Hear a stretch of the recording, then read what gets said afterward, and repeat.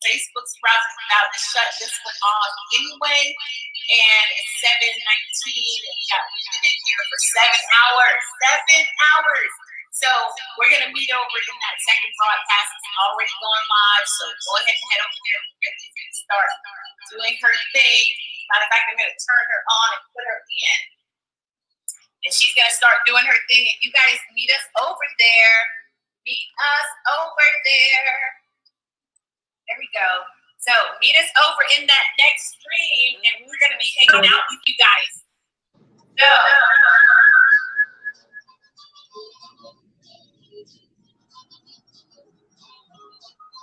Okay. Hello.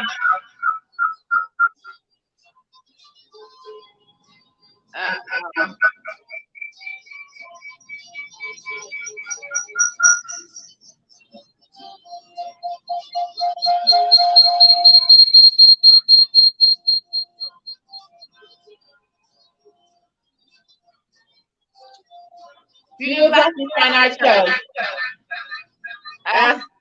There's a reverb. I'm going to turn off this camera. On this one, go ahead and start heading over to the other broadcast. It is already on. Please, I can hear you. You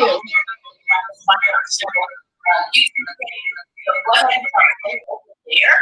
And start Louise, I can hear you. I have one of her rings on. Louise.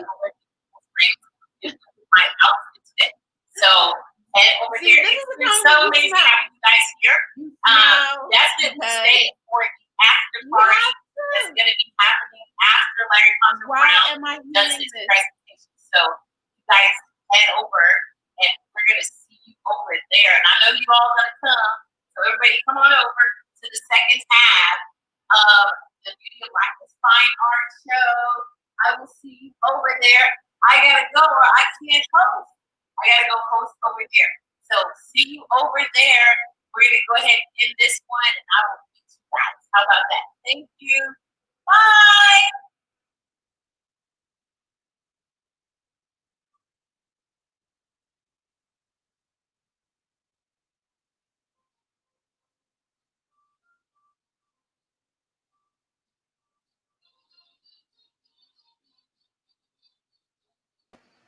All right, Miss Corinthia.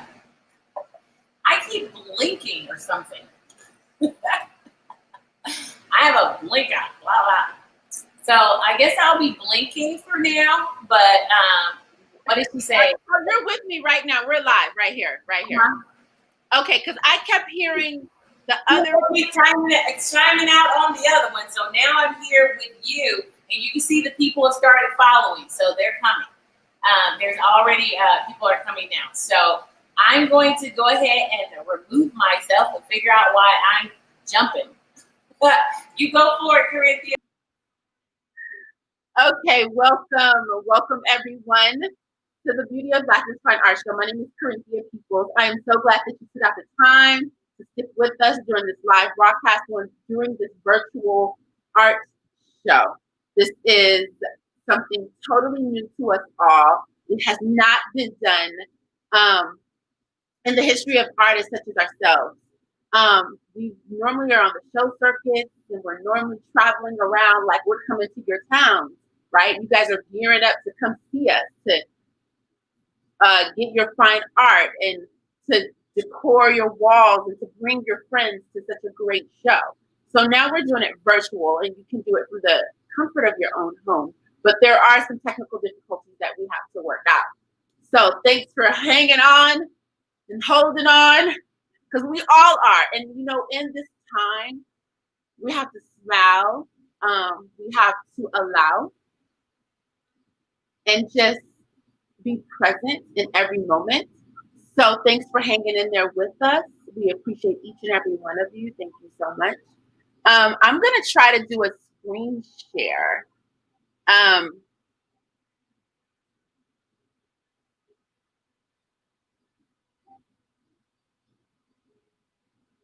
does that? Okay, let's try to do something else here. Okay, I'm going to try to do a screen share that's going to bring us into the collection that I'm that I've worked on and what inspired me to work on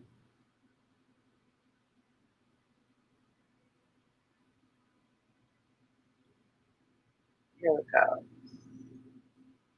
Yeah.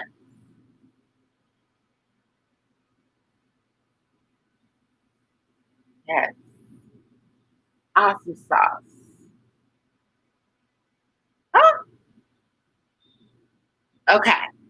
All right. So I've been working on Sunday Self Love Diary for quite some time. And this is like the ninth episode that I've done with Sunday Self Love Diary. Um, and this episode here, it comes out every week. And as you can see, there's themes at the top that contributes to self love. And I want to share some of these things with you. The first one is forgiveness. Oftentimes, I find myself um, that I'm not forgiving other people, but I'm actually forgiving myself. Self forgiveness is a huge piece to turn empower to go from victimization to empowerment. So this self-love journey is it's kind of like my journey that I'm sharing with others whom I know that are also going through um, some of the empowering tools. We're wanting to get from one level to the next level. We're wanting to keep pushing upward and rising up and being raised up, right? The next one is smile, which affords us to what we're doing right now. I'm training myself to, even in the midst of adversity, to just kind of like chuckle and laugh and smile, because that also transforms the energy, and it can penetrate positivity versus negativity, which again is going to bring us back into the next collections, the collections that I've chosen for this segment. The next one is presence. So when I'm present, when I'm here right now with you guys and I'm not thinking about tomorrow or the next few minutes or the after party that's coming up, I find gems right here in this moment. And I get to fully show up for me and just be in my own self, body and spirit, to know what it is I want to bring to you and to fully be present, right? So the next tab on the self-love diary is to allow, is to surrender to what is. I want to use Louise for an example of allowing, because during this whole process, she's remained positive. She's allowed the technical difficulties, the scheduling, everything that has come forward in these last few months, and then these last 4 days has been an allowing process. And that's her way of also loving on herself and knowing and trusting and having faith that all is well. So, again, I do these every week. Um, and if you want to go on my mailing list, please send me your email address, and I'll put you on my mailing list. You can send it directly to the feed here, or you can send it to Corinthia People's Designs. So what I have researched is that youth as young as 18 years of age, they're wanting plastic surgery. 18 years of age, they're wanting plastic surgery. I wouldn't have ever thought at 18 years of age to even think about plastic surgery, but that seems like that's the thing. Like, if you don't like something, you can just have it cut and have it made to where you want it. Or if you can't accept yourself, you can change those things about you, and create this new image, this new body. And I think a lot of celebrities are doing it. So our youth are like wanting to do it too. And that's just totally not the healthy way. I have a few mentors in my life, educators. I'm also an educator myself. Um, but there's a few that I talk to on a regular basis. And they are, sharing with me that their mentees are expressing to them, the mentor, that they hate themselves, that they hate themselves. And I've encouraged them to have the mentee um, do mirroring work and affirm out loud sessions. And what that would look like is that you would look in the mirror and you would say your full name. Um, and you would say, like, for me, I would look in the mirror and I would say, Corinthia Peoples, I love you. And just that little thing right there, you will be amazed with how hard many individuals find that to be. And some find it to be easy, but many find it to be really hard, which brings me into my next collection of self-love, right? So this is also a thing that I personally, if you haven't, if you have guessed or don't know me so well, I've also on my journey have had to self-affirm due to the lack of it in my life's journey. So it's not about getting plastic surgery, like trimming my breasts off because I think they're too big and I want to wear them in a dress that's backless, or not trying to figure out how to exercise and eat right, but get liposuction and these types of things. And I'm not judging anyone for having gone on this journey, but I am encouraging you to get to the roots, to dig deep into the roots of what it is. Because even with those automatic fix me's or those little fix me's, the emotions are still there. Which brings me into the collection that I want to share with you. Let me stop the share. All right.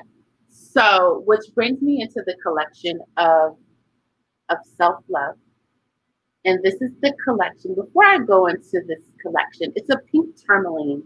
And pink tourmaline is the stone of love, compassion, emotional healing, and self-love, right? So our process here, if there's any of these pieces that you would like to have, or you know of someone that you would like for them to have these pieces, you're going to type in CP in the number. So for example, you're going to type in CP in number 105, right?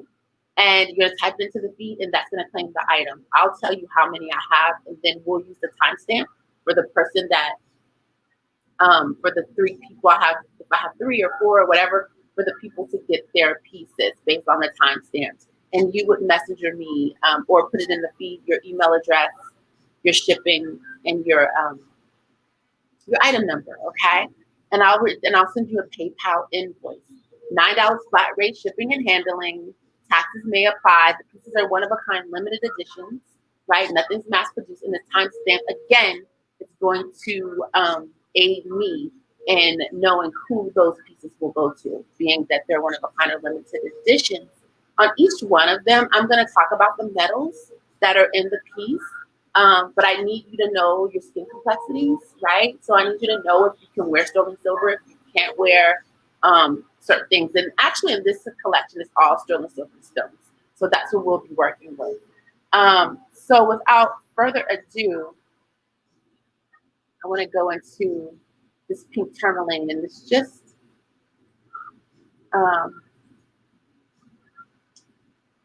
actually I set up my list to be another way. So actually, the pink tourmaline is those self-love stones. But I want to, since I didn't get my numbers in such a way, I have to go into the blue lapis lazuli, which is also relevant to self-love and what helps me create these pieces. So again, my collection is to connect women, right? And to inspire and encourage women to be the fullest of themselves. And young ladies, I tend to work with women because of my product designs and the price points. So that tends to be why I work with more grown women. However, grown women buy younger women beautiful things. So lapis lazuli, I'm going to start with it. Lapis lazuli is a stone of strength, of courage, of empowerment. And that's what I want to offer and afford for women who don't think that they're enough, women who think that there's some women and young women who think that there's something wrong with you. Lapis will heal and aid that, right? Lapis is strength, is courage, It's royalty, wisdom, intellect, and truth. So in teaching youth, we have to teach them to be courageous, which I will start with number 101, which would be a great pair of earrings for you. This is number 101. You put CP in there. This is a blue lapis lazuli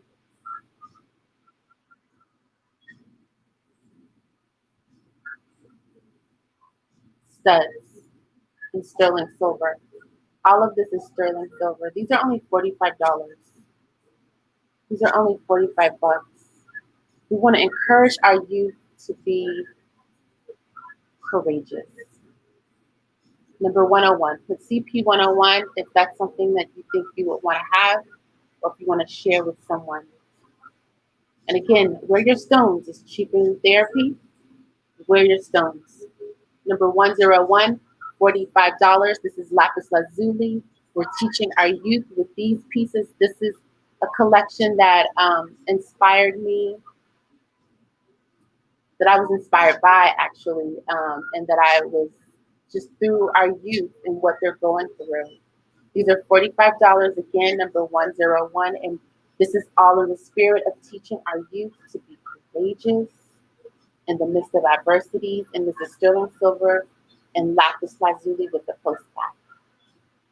Number 101. Okay. Number 102. What I will share with you, we want to give them the pearls of wisdom. We want to give our youth the pearls of wisdom, number 102. And we want to give ourselves the pearls of wisdom. This collection is inspired by self-love. Self-love and the tools that gets us there. These are lever backs, posts. This is again a round circle, lapis lazuli. You should know that lapis lazuli is only mined in 2 places in the world, Chile and Afghanistan. Let's do that, take the light out of there. Chile and Afghanistan.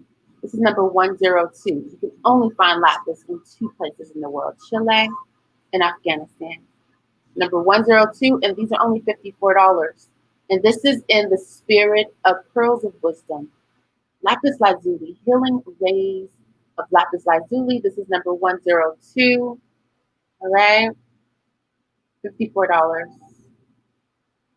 54 bucks. This is nice and thick. Sterling silver, lever back. Number 102. I only have 30 minutes, so I am going to be going a little bit faster. Number 103. This is number 103 is all in the spirit of reminding ourselves and our youth that we are royal.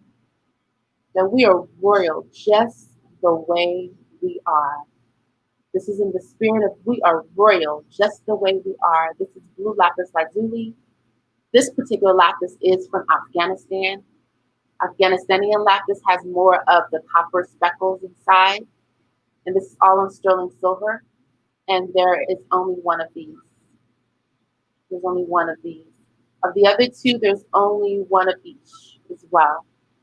103, and this is in the spirit of reminding ourselves and our youth that we are royal. Number 102, and I'm sorry, 103. And 103 is going for 75. These are going for 75 bucks. $75 only. Number 103. Right?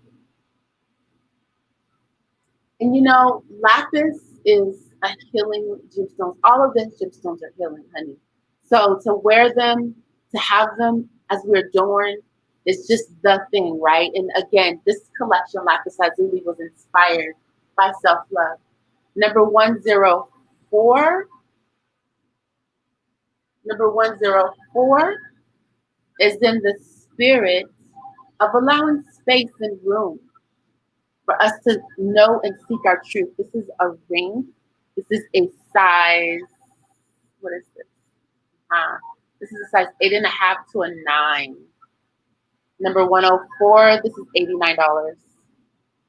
Lapis lazuli, $89, number 104. This is all sterling silver. The back side of it, open the lapis.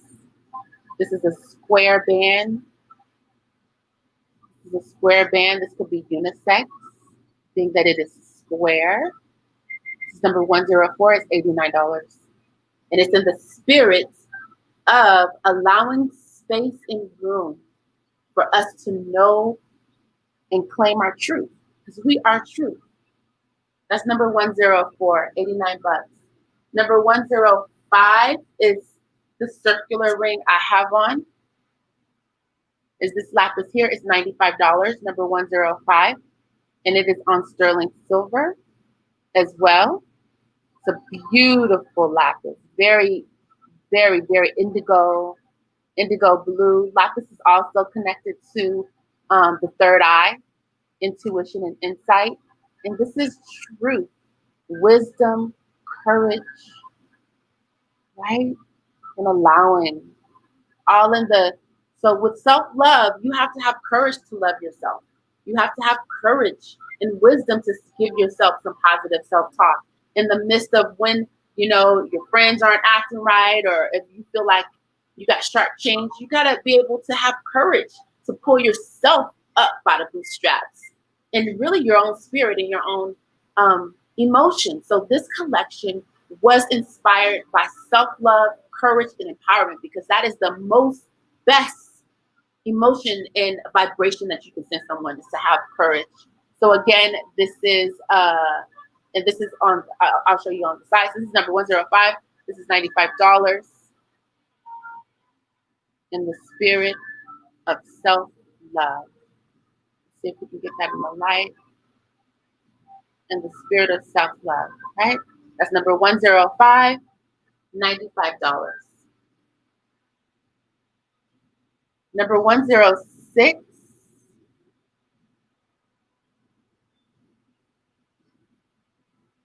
$105, $106.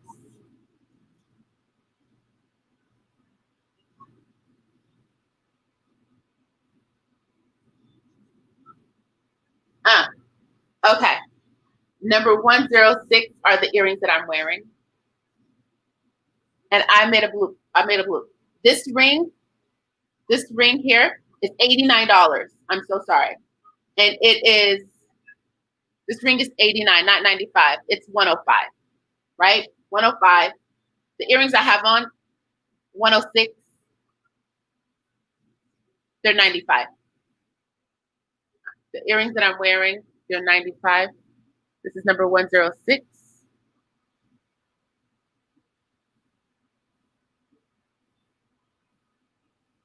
And these are asymmetrical. Number 106 is asymmetrical. These are stunning. 106, $95. 107, 165. This is a lapis bracelet. I made it for a thicker arm. So if you have nice thick wrists, that's fine. If you don't, you can tell me your size and I will size it down for you. All right.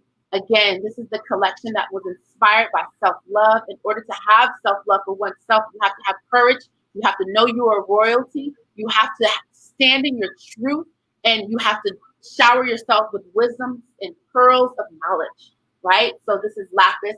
This bracelet, again, this is number 107, and it's 165. And this is lapis, all sterling silver and Bali silver. All right, CP 107. Really quick, I have two last pieces that I would like to share with you, which is the pink tourmaline. Put that there. So the pink tourmaline is the stone of self-love.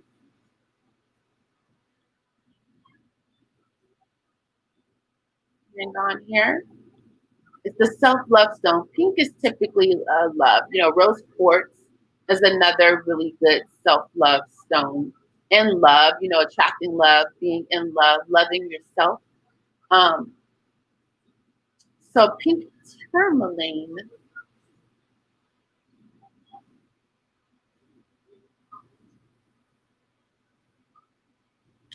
is the process. Yes, so love, compassion, emotional healing, and self-love, pink tourmaline. So really quickly, I have these raw, because I love raw stones, right? These are polished and shined and shaped. So I go with them as well every so often. But as you can see, I like rocks.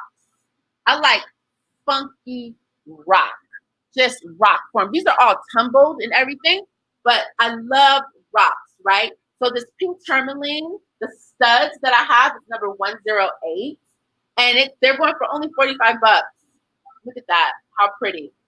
These are raw pink tourmaline studs.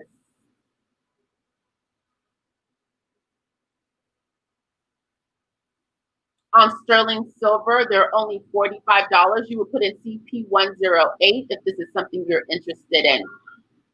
Self-love. This collection was inspired by loving the self-love, being courageous to love us, knowing who we are, having compassion for ourselves. We have compassion and we can extend compassion to many other people. But as a jewelry designer, I connect with women on a super duper level. I tend to spoil my clients. I give them time and attention, and I give them pearls of wisdom and knowledge that I've had on my journey. So this is pink tourmaline again. These are studs, all in sterling silver, raw. They're brackets of the pink tourmaline. These are only $45. I'm making this stuff so accessible, right? So it's nothing that's not accessible, nothing that you cannot have. The next piece, the last piece that I'll show tonight, is this really cute, yet powerful pink tourmaline ring. And again, it's a raw stone. It's raw. It's a really cute, powerful pink tourmaline ring. It's about a size 7. It's number 109. It's only 55 bucks. So again, we're not breaking the bank with this collection because I want you to love on yourself. That's number 109. My ring finger is about a size 7. Yeah. Look at that. Look at that. Is that beautiful or what?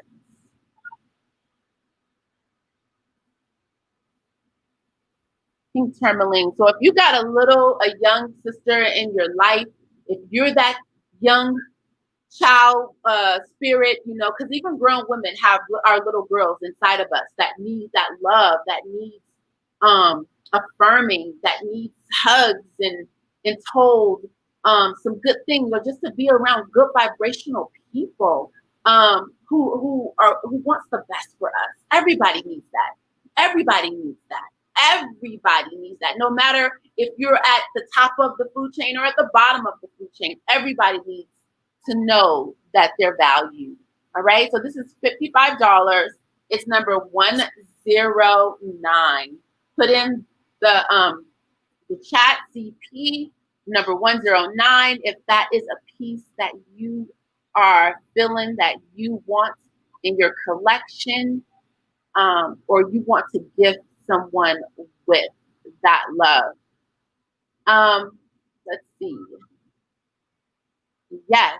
So at this time, I want to thank you all for being here at the Harlem Fine Art Show. Harlem Fine Art Show. The Beauty of Blackness Fine Art Show. Are they heavy? No, they're not heavy, Linda. They're not heavy. I don't know which ones you're speaking of, but the ones in my ears are not heavy. Any of the ones that I've held up, none of them are heavy. I know they're rocks and stones, and you may think, they're from the earth, right? They're rocks. So no, Linda, not heavy at all. At all. And I wouldn't tell you that. Please trust that I'm telling you the truth and I'm being honest with you. I sell my work quite often. So I don't need to trick you to make a sale. This is all from my heart. This is all for you to be the greatest version of yourself. Linda number 108. Yes, you got it, Linda. You got these beautiful. So there's only 2 of these left. If anyone else wants to get these, yeah. And they're studs, so you're going to be able to pop them in. Thank you so much, Linda. I'll be in touch with you. If you can send me your email, so I can be in touch with you, so you can get your pieces. Thank you so much, Linda. I appreciate you, and the Beauty of Blackness Fine Art Show appreciates you and all the artists represented. Yes. I love that outfit, girl. Please, okay, you over there. All right. Girl, I gotta love on myself, and look, I have to express. Well, you look absolutely gorgeous, but you look gorgeous every day. You look gorgeous too. I love your dress and your wrap. You look pretty yesterday too. Every day you've been rocking some goodness, girl. I gotta keep up with Corinthia. I gotta keep up with you. How about we compliment each other? Because we there love you go. There you go. There you go. Just self-love and each other love. What is it? You are beautiful. I am beautiful. We are beautiful. We are beautiful. We are beautiful. Yes. Goop up fellowship. Inspired by self-love, right? That's right. That's right. We're providing some self-love. We actually have a host down here. Her name's Teresa. Right here. Hi, Teresa. Teresa finally made it. Teresa, I did. Teresa was hosting for us, but we couldn't get Teresa in because we didn't see her. She hadn't popped up, and I've been talking to Teresa, and we got her in. We got her in. Teresa, all right. Welcome to your phone. Thank you. Yeah. So we were able to bring you up on your phone. Yes, but the phone is not really charged up. Where I want to be, I can't because I got the phone connected over here. I don't have my artwork. I can kind of, I don't know. Teresa but is I'm here, and beautiful jewelry. Huh? She has beautiful jewelry. Oh my God! My friends would love to see that. I'm on every Wednesday Facebook Live at 6 p.m. Okay. Right. You go to Corinthia People's Design, Corinthia People or Corinthia People's Corinthia People's Design. Okay. Okay. Page. Yeah, really nice. Love it. You're welcome. You and your friends come in the room. Right. I'll have on the website. I'll have everybody who has a broadcast weekly. I'll have their information up on the website so you guys can go and see who has a weekly broadcast, so you can go in and check their weekly broadcast out. Okay, sounds good. All right, so we'll do that. We'll put that up on the website, Corinthia. That way, people will know what their weekly broadcast. Yeah. So Teresa can be in on this jewels, honey. There Teresa, you go. what you have today? What you doing? Okay, I can't hear you. Get closer, Teresa. Get closer. You're breaking up. I'm flashing now too. So, all right. So, Teresa, share. I'm gonna give you the floor and let you share a little bit about your artwork. Okay. Oh my God. Okay. Let's let Teresa live. I know. Can't really see much. Teresa's on her phone. We did hear her really well. Teresa, we could hear you well a minute ago. Now we can barely hear you. Well, you can't hear me at all.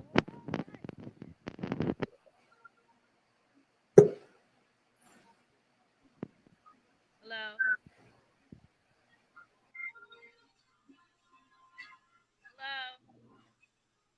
Hello. No. Can't hear me?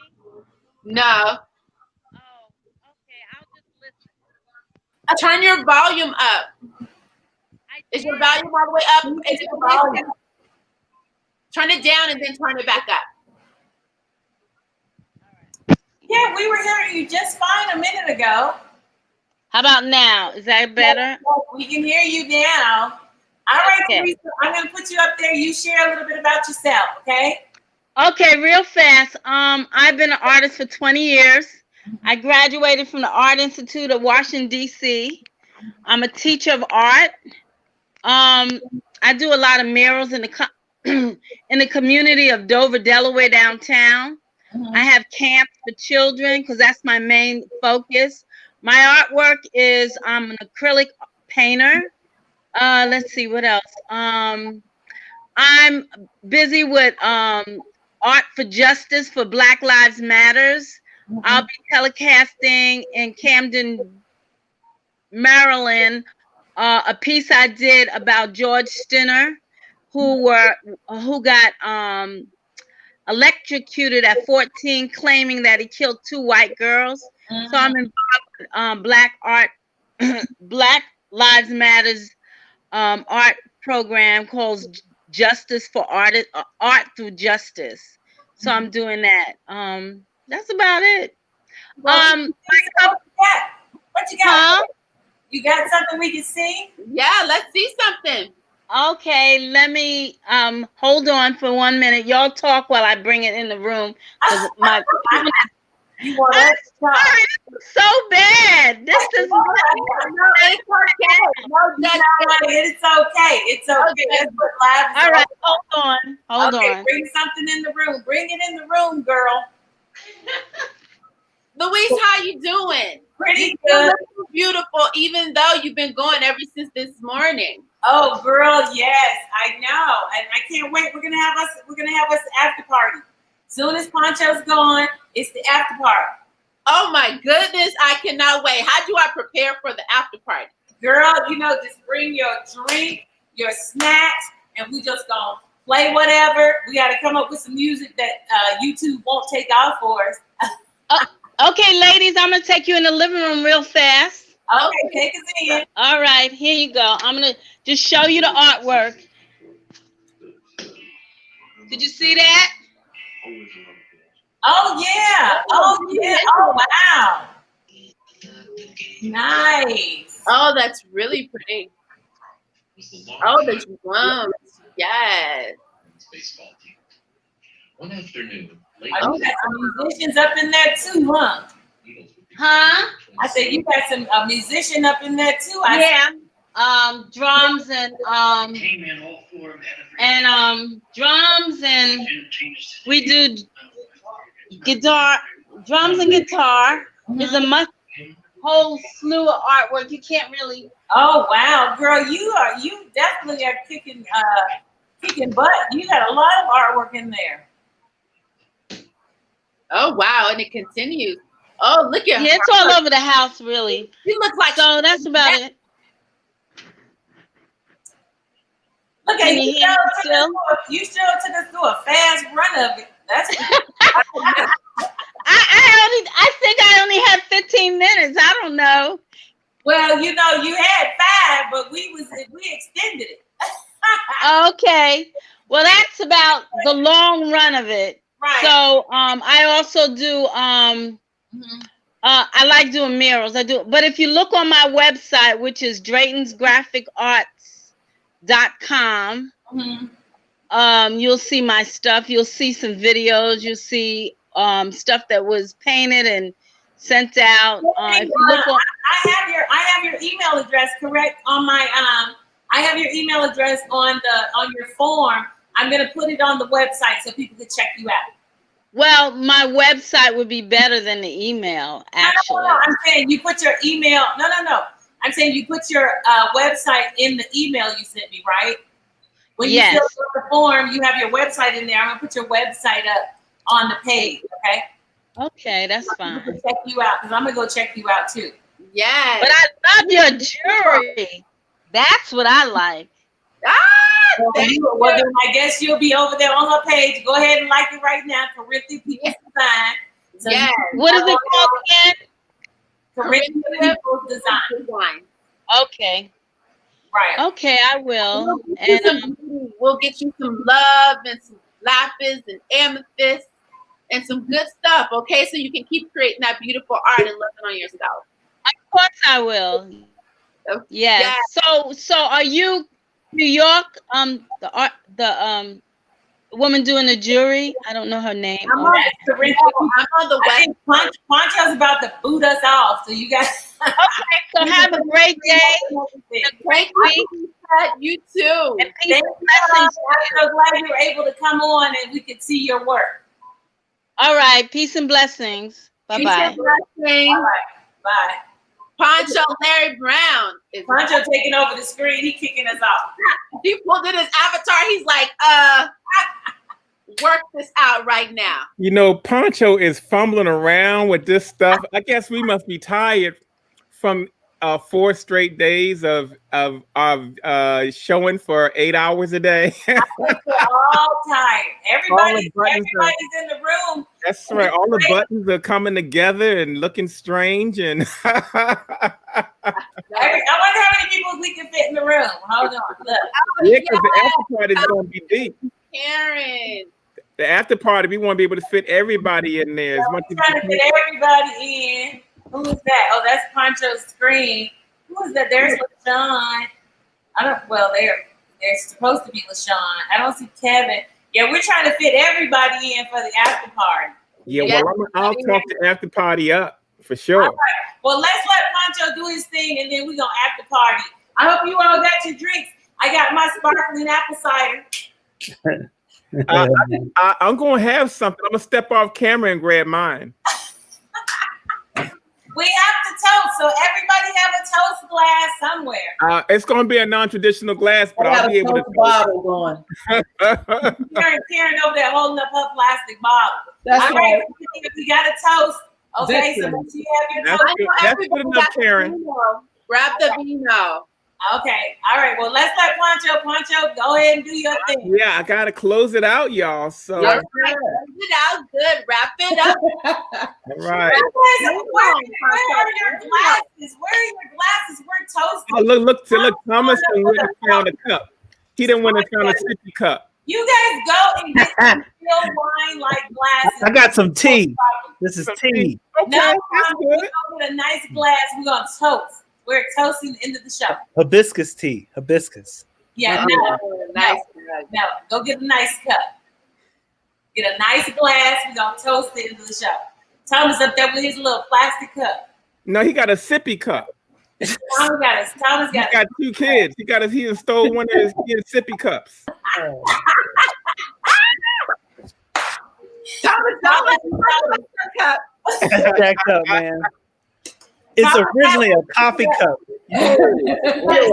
Oh, there's LaShawn. See if you can get LaShawn in there. All right, let's see. Thomas got a sippy cup. How you doing, LaShawn? Make sure you have a glass. After Poncho comes off, we're gonna toast the end of this show. So make sure you have your glass with you.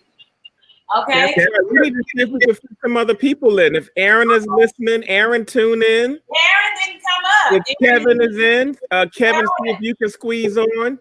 All right, there's Craig. Let Craig in. It's Craig. Oh, it's getting deep, y'all. Look like we can do 9. All right, what's happening out there? Gina and Aaron, if you're out there, try to get on. Where's Gina and Aaron? They not in here. They're not in here. Who else is missing? Kevin. Kevin, if you're listening, come on in the room. Let's see if we can do it after party. Kevin, come on in the room. Like the old grandmama said, come on. All right, so at least we know we can fit 9. Church on you. Don't make me go to church. Well, we know we can do 9. Go to church. Close it out. We can get 10 in here, so I'm looking for you guys to come. Poncho, do your thing so we can all fit in. Because I know sounds like a plan. I'm going to do this last little piece here, and we're going to get the after party started. Hello. All right, y'all. All right, y'all.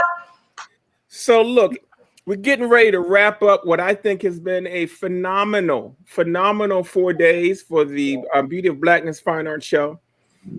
There's a couple of things. I gave a couple of presentations. You know, we had a wonderful presentation by Charlie Palmer. We had a legend step in, Mr. Paul Goodnight.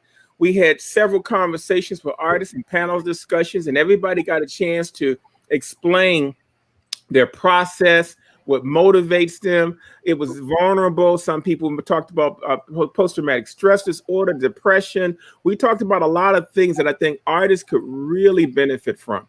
And so I'm glad to be the first featured artist of this event. But before I leave, I want to give you some tidbits of information that's very, very important to you. And I look at this as historical information. Okay. I have been talking throughout this show on the golden age of African-American art, but I never did really get into detail about what that represents. So with my last segment, that's what I'm going to talk about. In 1985, there was a couple of things that were going down. And we have to really rewind it back to the era of Good Times, the Good Times era. I may have talked about that in one of my earlier sessions, but I'm going to really put a historical footnote to this. When Good Times came on, it was a national phenomenon. Black folks for the first time saw an image of themselves on TV. And we also saw something very special, and that was an artist represented in that environment. Okay. That was a very, very powerful time. The problem with that time was printing technology hadn't reached the point of us being able to have a level of accessibility to it. Okay. So that we call that the Good Times era.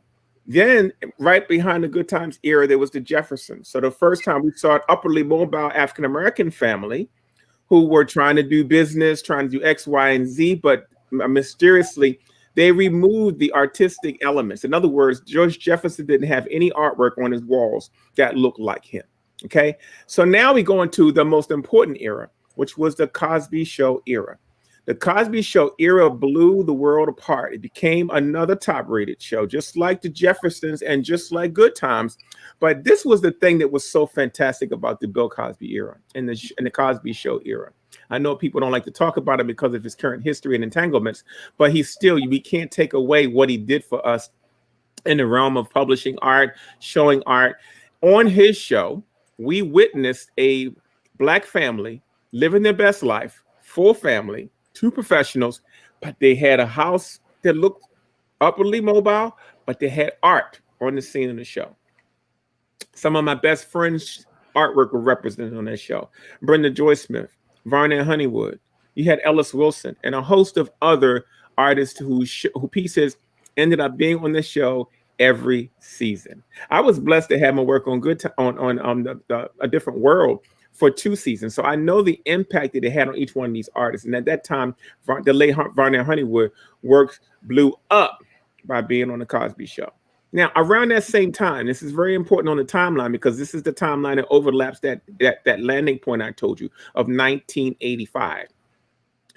During that period of time, there was a whole echelon of galleries, community galleries, publishers, distributors that began to benefit from the Cosby Show era. The interest in African-American art was really birthed during that period of time. And it was around that period of time that African-American art became a real genre in the arts. And when I say the arts, I'm talking about across the industry itself. Yes, that was the commercial side of this industry, but it had a major, major impact. Not since the Harlem Renaissance or Afro-Cobra or so many other popular and pivotal Black art movements that we have something like that happen. And the thing about the Harlem Renaissance is that was global too. But imagine these folks did this stuff back during the Great Depression.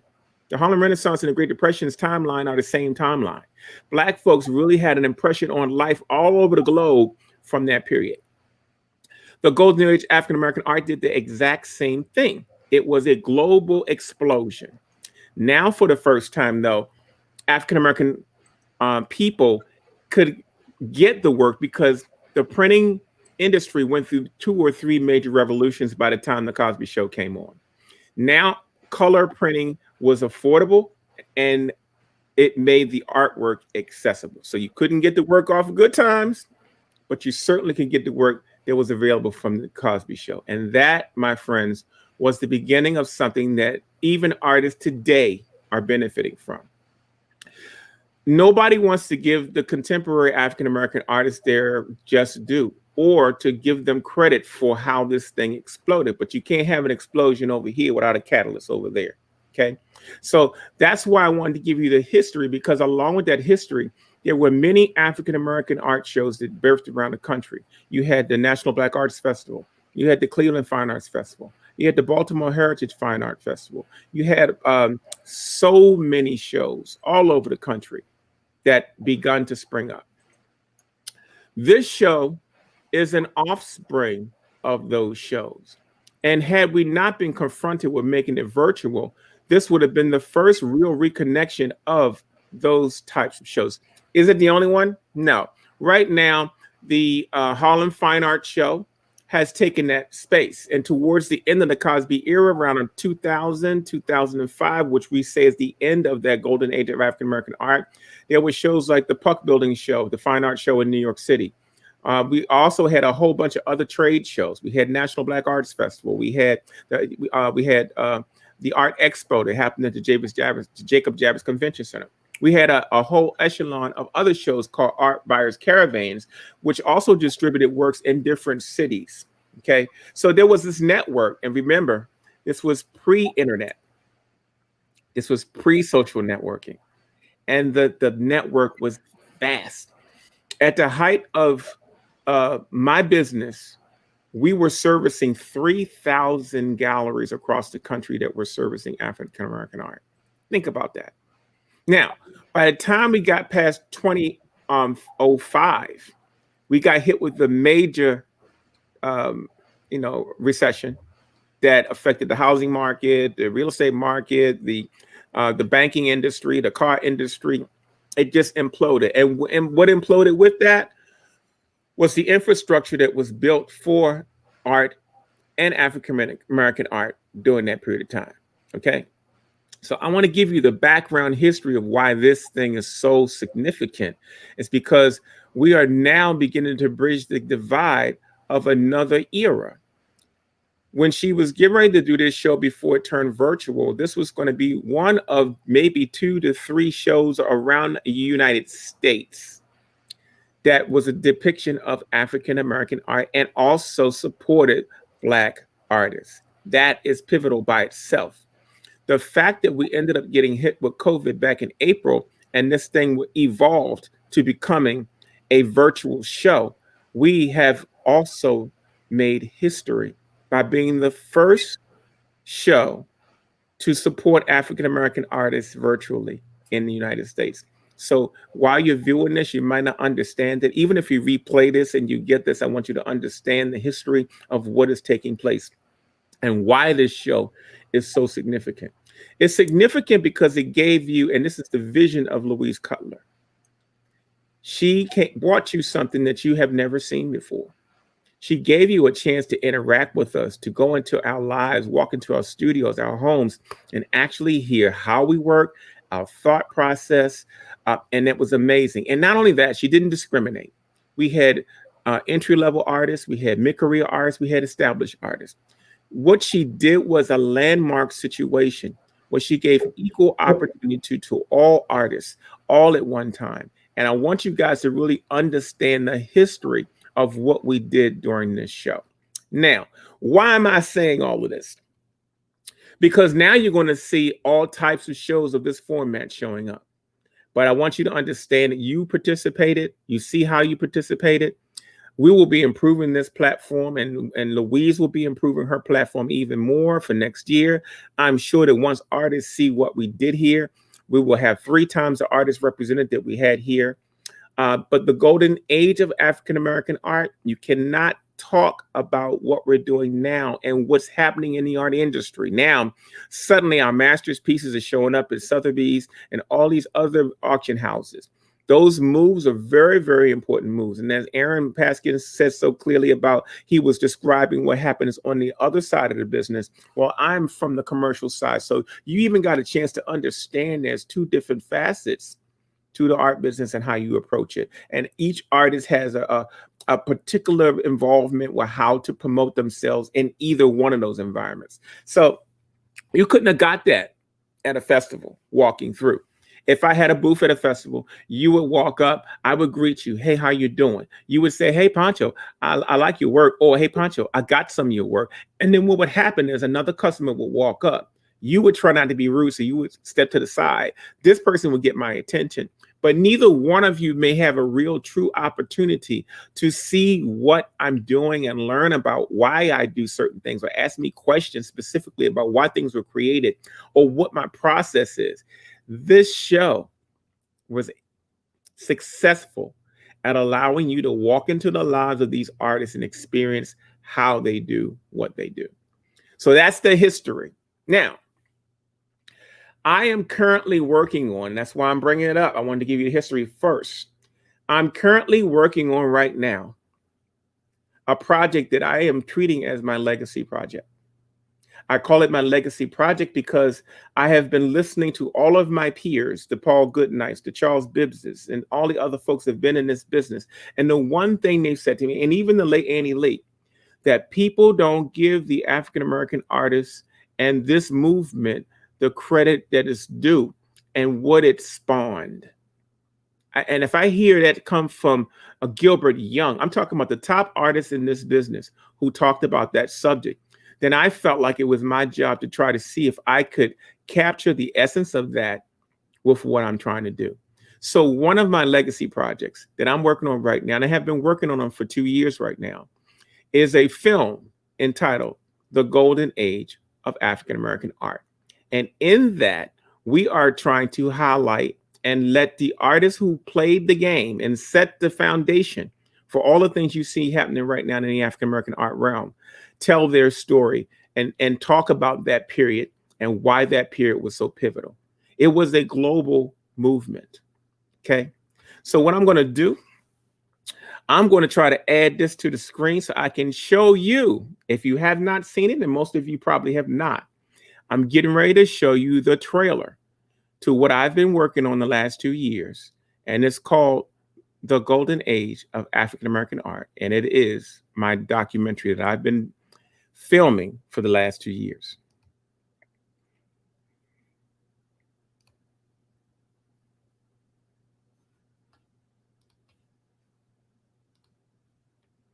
Give me 1 second so I can get my screen arranged.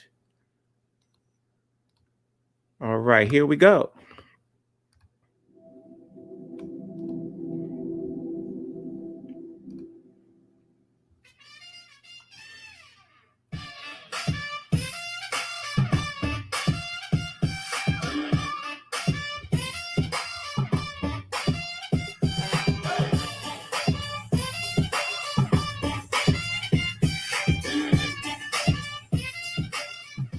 Like Ernie Barnes, who was in the Good Time movie, and image was positive, and for the first time, kids were growing up with an image that was black.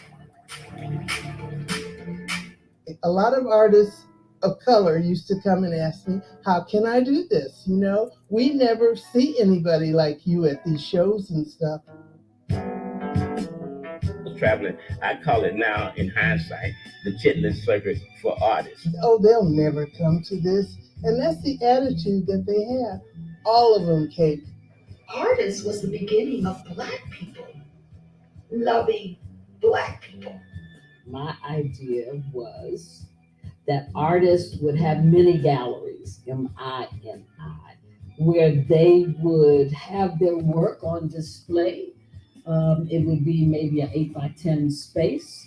I would have pipe and draping like they had at the exhibition halls. Oftentimes leave their shop wondering why we weren't the purveyors of our own culture. And we thought that we as black people could be better purveyors of our own culture because we cared about our culture a lot more. I mean, I was eating a cheeseburger and soup on credit one day, and the next day, I'm in $130,000 Benz. Manpower conference with TD Jakes. And I was so excited because I actually sold like 500 pieces in 2 hours. And at that point, that's when I realized, wow, I may be an artist. But there's a drawback when you have something that boom.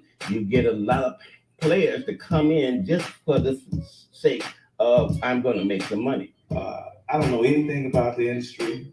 He immediately got his cars by going to do festivals. So every time I would see him, he would just give me money. And he had this guilty posture. You want to be able to create and appeal to the customers at the same time. So how do you do that when the customers you have aren't necessarily where you are creatively? We had dealers who weren't paying us, and you had to really stand your own, make your way. In this industry, there's about 4% of black women doing art. That's a very small percentage. She's being forced to leave her peace and walk towards chaos.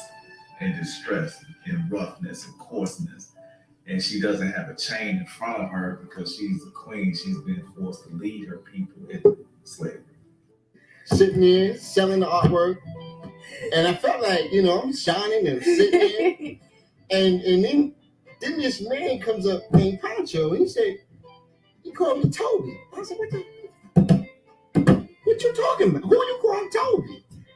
When I looked around, and I realized that every artist in October Gallery was representing themselves, except for me. It took me a long time to figure it out.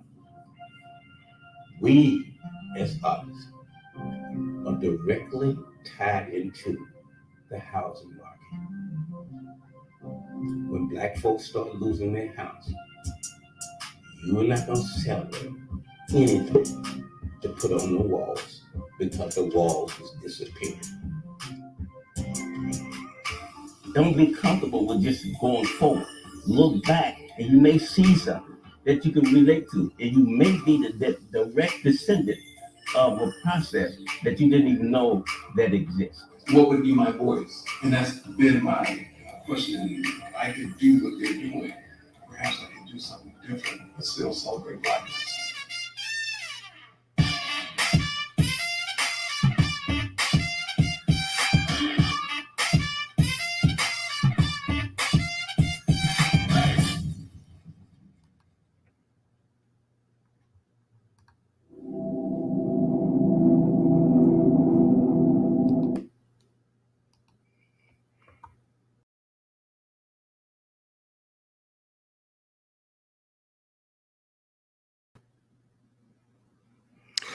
Yeah, so as you can see, I have been dedicating my life to this the last 2 years. I'm excited to tell you all, and this is the first time anybody's really heard about this. We are beginning to edit that movie this month. I will be heading down. My partner that's been helping me with this process is down in North Carolina. We will begin editing this month with the hopes of having it fairly well edited by the end of the year. I will also tell you that we are not planning to pitch this to go on YouTube. We are planning to shop this to places like Netflix and other people that are looking for content. And we believe that Black artists have a lot to say, and that I am fully convinced that they will see some value in what's being submitted. We have interviewed 31 artists for this, and I'm talking the top names in this business. So be looking out for it. If you want to see more about what's happening with this project, just visit goldenageofafricanamericanart.com. goldenageofafricanamericanart.com. You can support us there if you would like, because this endeavor is not an inexpensive endeavor, but I tell you, I couldn't have the best partner. What I want to also say before I round this out is that this show is also very important because you got every artist that's in this group who was represented this week, and we banded together as artists to do this. And for years, artists have been murmuring about, oh, artists need to get together and do a show. Artists need to get together and do a show. And nobody ever made a move. The fact that Louise Cutler saw that vision, and the fact that Louise Cutler was able to represent herself as an artist while doing so should be commended. And we all need to continue to band together so that we can continue to get our word and our history and our contribution to everybody else. So I want to thank you all for coming in and helping us all out.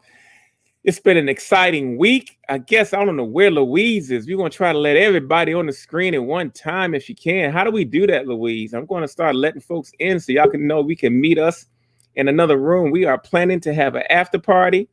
Come on in, Louise. After party. Yes, we are getting ready to have an after party. I hope you guys really like what I showed you and what I'm planning to do. I'm doing this for us and not for me. So, Louise, how do we get everybody on the screen? Just start. Right, come on in. That's right. Stop hiding behind the scenes. It's the end of the show now. You know what? Hold on. Where is Lynn? I wanted to get Lynn in. Lynn has been watching. Lynn, are you there? Lynn has been watching the show. I invited Lynn in. Hey, Lynn. Hello. Hey, Lynn. You guys have had a lot of questions from Lynn. Lynn has been in the house all day. Yes, all week. Lynn, share with us a little bit about your take and what you got out of it and all of that kind of stuff. Well, I guess, Louise, I've been a longtime fan of your art, and I'm a Fort Collins artist. And when I saw that, you were publicizing this, I thought, well, I'm going to check it out and see what it's like. And I came on, I think it was the first night, Thursday, when you had Charlie Palmer on. And I was blown away. I mean, completely blown away. And you had me, and I'm like, this is better than most art classes. This is better than most conferences.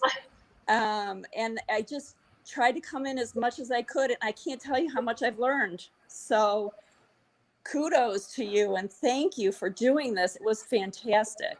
Well, I'm glad you enjoyed yourself. We really enjoyed all the questions, because I think everybody got questions from Lynn. I think everybody had received some form of questions from Lynn. And that's what I really liked, is that I felt like you touched everybody in the room. Because I think she asked questions of every single person in here. So we really appreciate you hanging out and sticking with us and just enjoying the show. And trust me, we all got something out of it. I mean, I gleaned from Aaron and Thomas. I mean, I got something from Kevin got up there showing us stuff with his computer, the different things that he do with his computer. So you guys, I think they all did a fantastic job. And I'm glad you were able to glean from that, Lynn, because that's what it was. That's basically what this is about. There's just no way we would have gotten this at an art show, not at an art festival. Yeah, that's right. Yeah.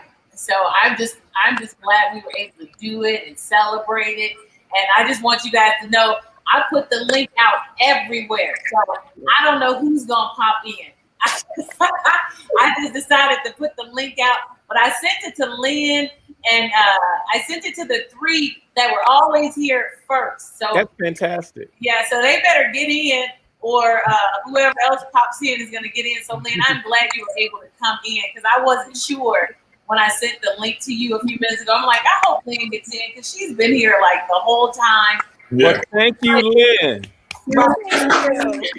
This is nothing without participation. Participation is everything. So, and if you have any questions, because you got them all right here now. I'm just a little overwhelmed. I mean,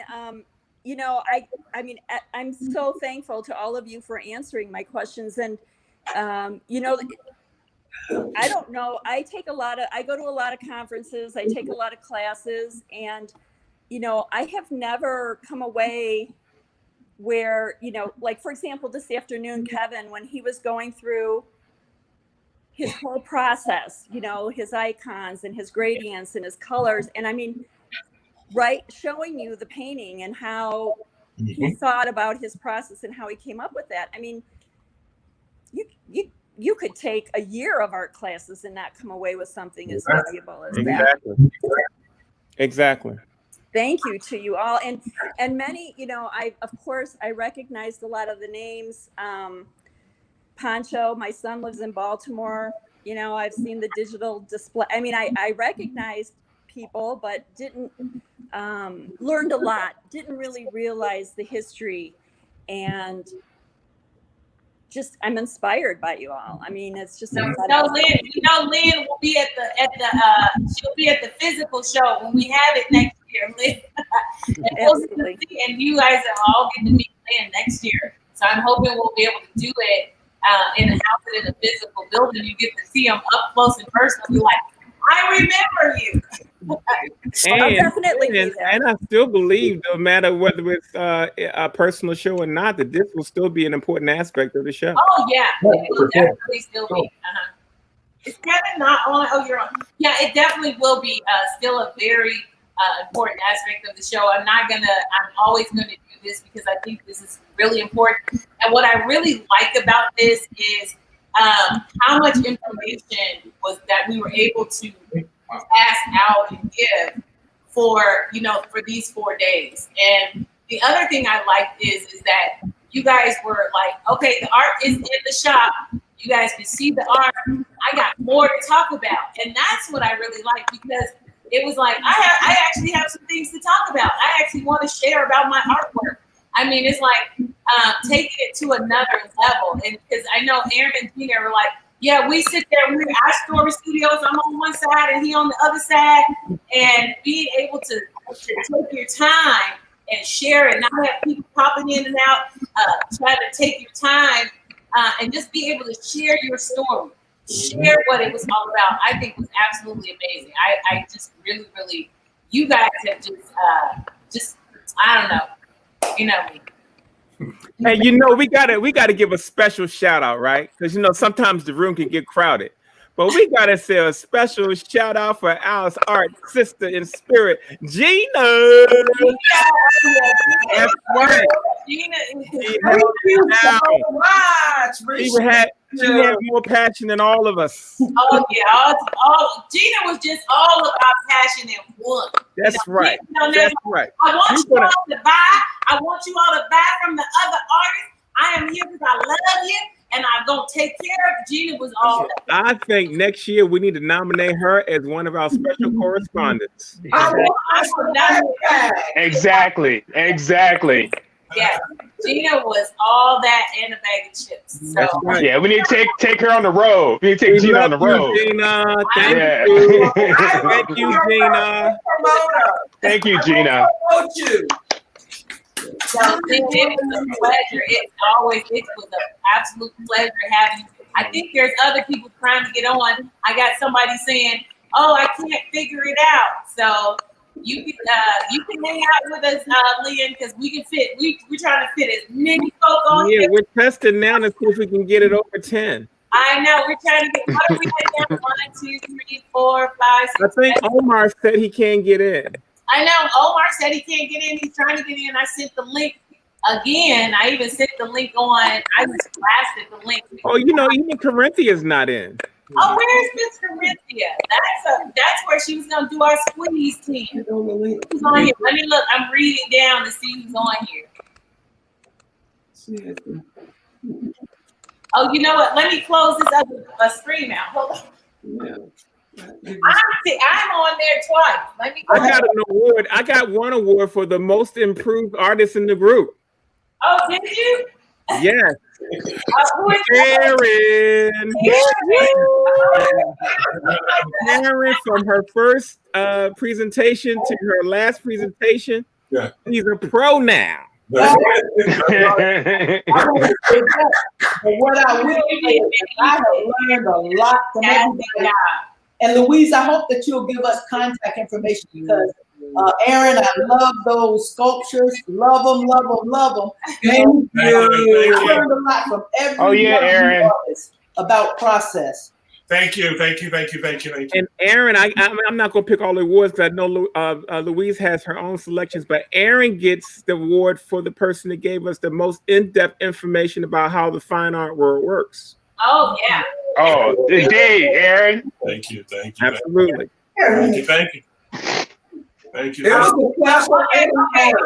Well, Thomas definitely gets the award for his story. Absolutely.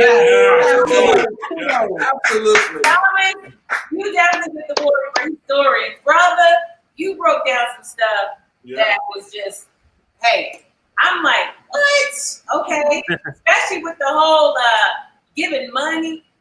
I was thinking, I had no idea that this will happen. Thomas go up under your rug, get up. Okay, if you don't have it in there, and Thomas is gonna find it. You tuck it under something, Thomas is gonna lift it up and find that thing. Thomas, you are the digger of the group, okay? That's right. And what can we say about Brother LaShawn? LaShawn, Mr. Ice Nothing.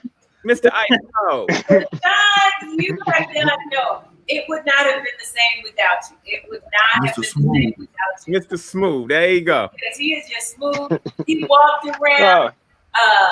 I'm gonna go into the next room and show y'all something. Okay. And we won't be remiss if we didn't mention the guy that held it together like glue, Mr. Craig. Oh, Yeah, Craig. Craig was just constant. Craig was playing music, his own music. He was breaking it down. He had sexy lighting in the background. Only thing was missing was a smoke jacket.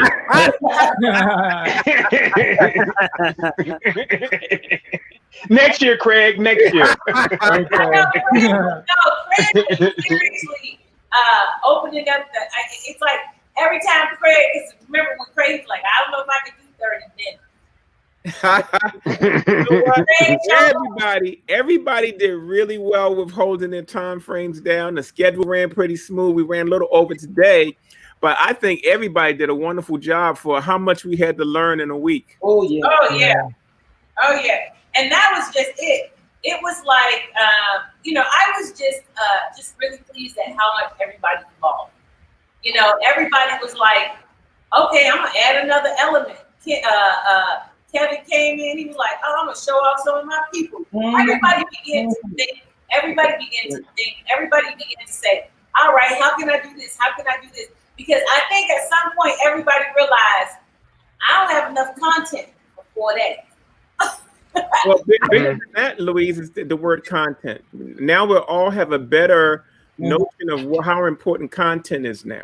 Because when we first started, we were all thinking we were going to get on the screen and go, my name is Larry Pancho Brown, and this is what I do. It turned into something different. And everybody helped raise the bar of everybody else. Right. Yes. Yes. When y'all saw Charlie's presentation, y'all was like, maybe I need when I was playing around last week with 3 devices and Louise and I was trying to take over, now everybody's comfortable with using 2 or 3 devices. And I think that's fantastic. It's about pressing the envelope and pressing the boundaries. But guess what? When we join next year, we have to train another whole group of artists. Yeah. And I hope that everybody will keep the same spirit that we took with this and be willing to take the next step to educate the next group of artists, because I think this thing's going to be a monster next year. Yes. Yeah. Oh yeah. And I'm hoping it's going to let us put more people on the screen. They're going to have to, or we're going to have to find another platform. Right. I mean, like stream, y'all, you got to open this whole thing up. 10 people. I need at least 100. Exactly. I think it's going to be a monster. Oh yeah. I think. Oh yeah. Yeah. Especially after this circulates for a while and people see the recording of this. Yeah. Oh yeah. People be like, oh yeah, next year I gotta check that out. What you did was you broke the code in your own way, because everybody who has shows starting in 2021 thought they had to 2021 to resolve this virtual issue, and you kicked all of them by getting it done first. So no matter what they do, what they steal, what they take, and this medium does not belong to us anyway. Right. You will always be noted as the first person to launch a virtual exhibition show, and I want to commend. Kudos. Oh wait, we got to raise our glass. Let's go to my glass. Hold on. We got to raise our glass. Everybody get a glass. I brought Lynn back in because I know Lynn's drinking something over there. Hey, Pancho, I took the top off, so no more sippy cup. I'm going to. Oh, you're doing good now. You're mean and green. Yeah. I gotta open my bottle. I have to open my bottle. We got to do some kind of toast, y'all. I gotta do a toast. You can tell we are artists. We got water bottles. Water bottle. What color? Let me open my bottle. See, Lynn's going to show off. Lynn's going to have some fancy wine at the house. Yeah, no. I don't know where Louise went. Louise probably got to go out to her well in the yard to get her water.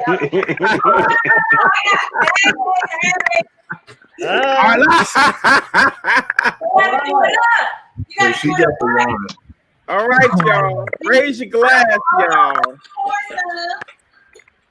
This is to a successful virtual experience, and for helping raise African American art to another level.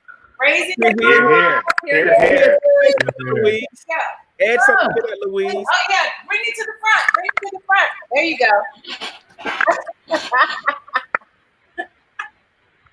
I know. I sent my son out. I was like, okay, this is sparkling. How is That's right. Yeah.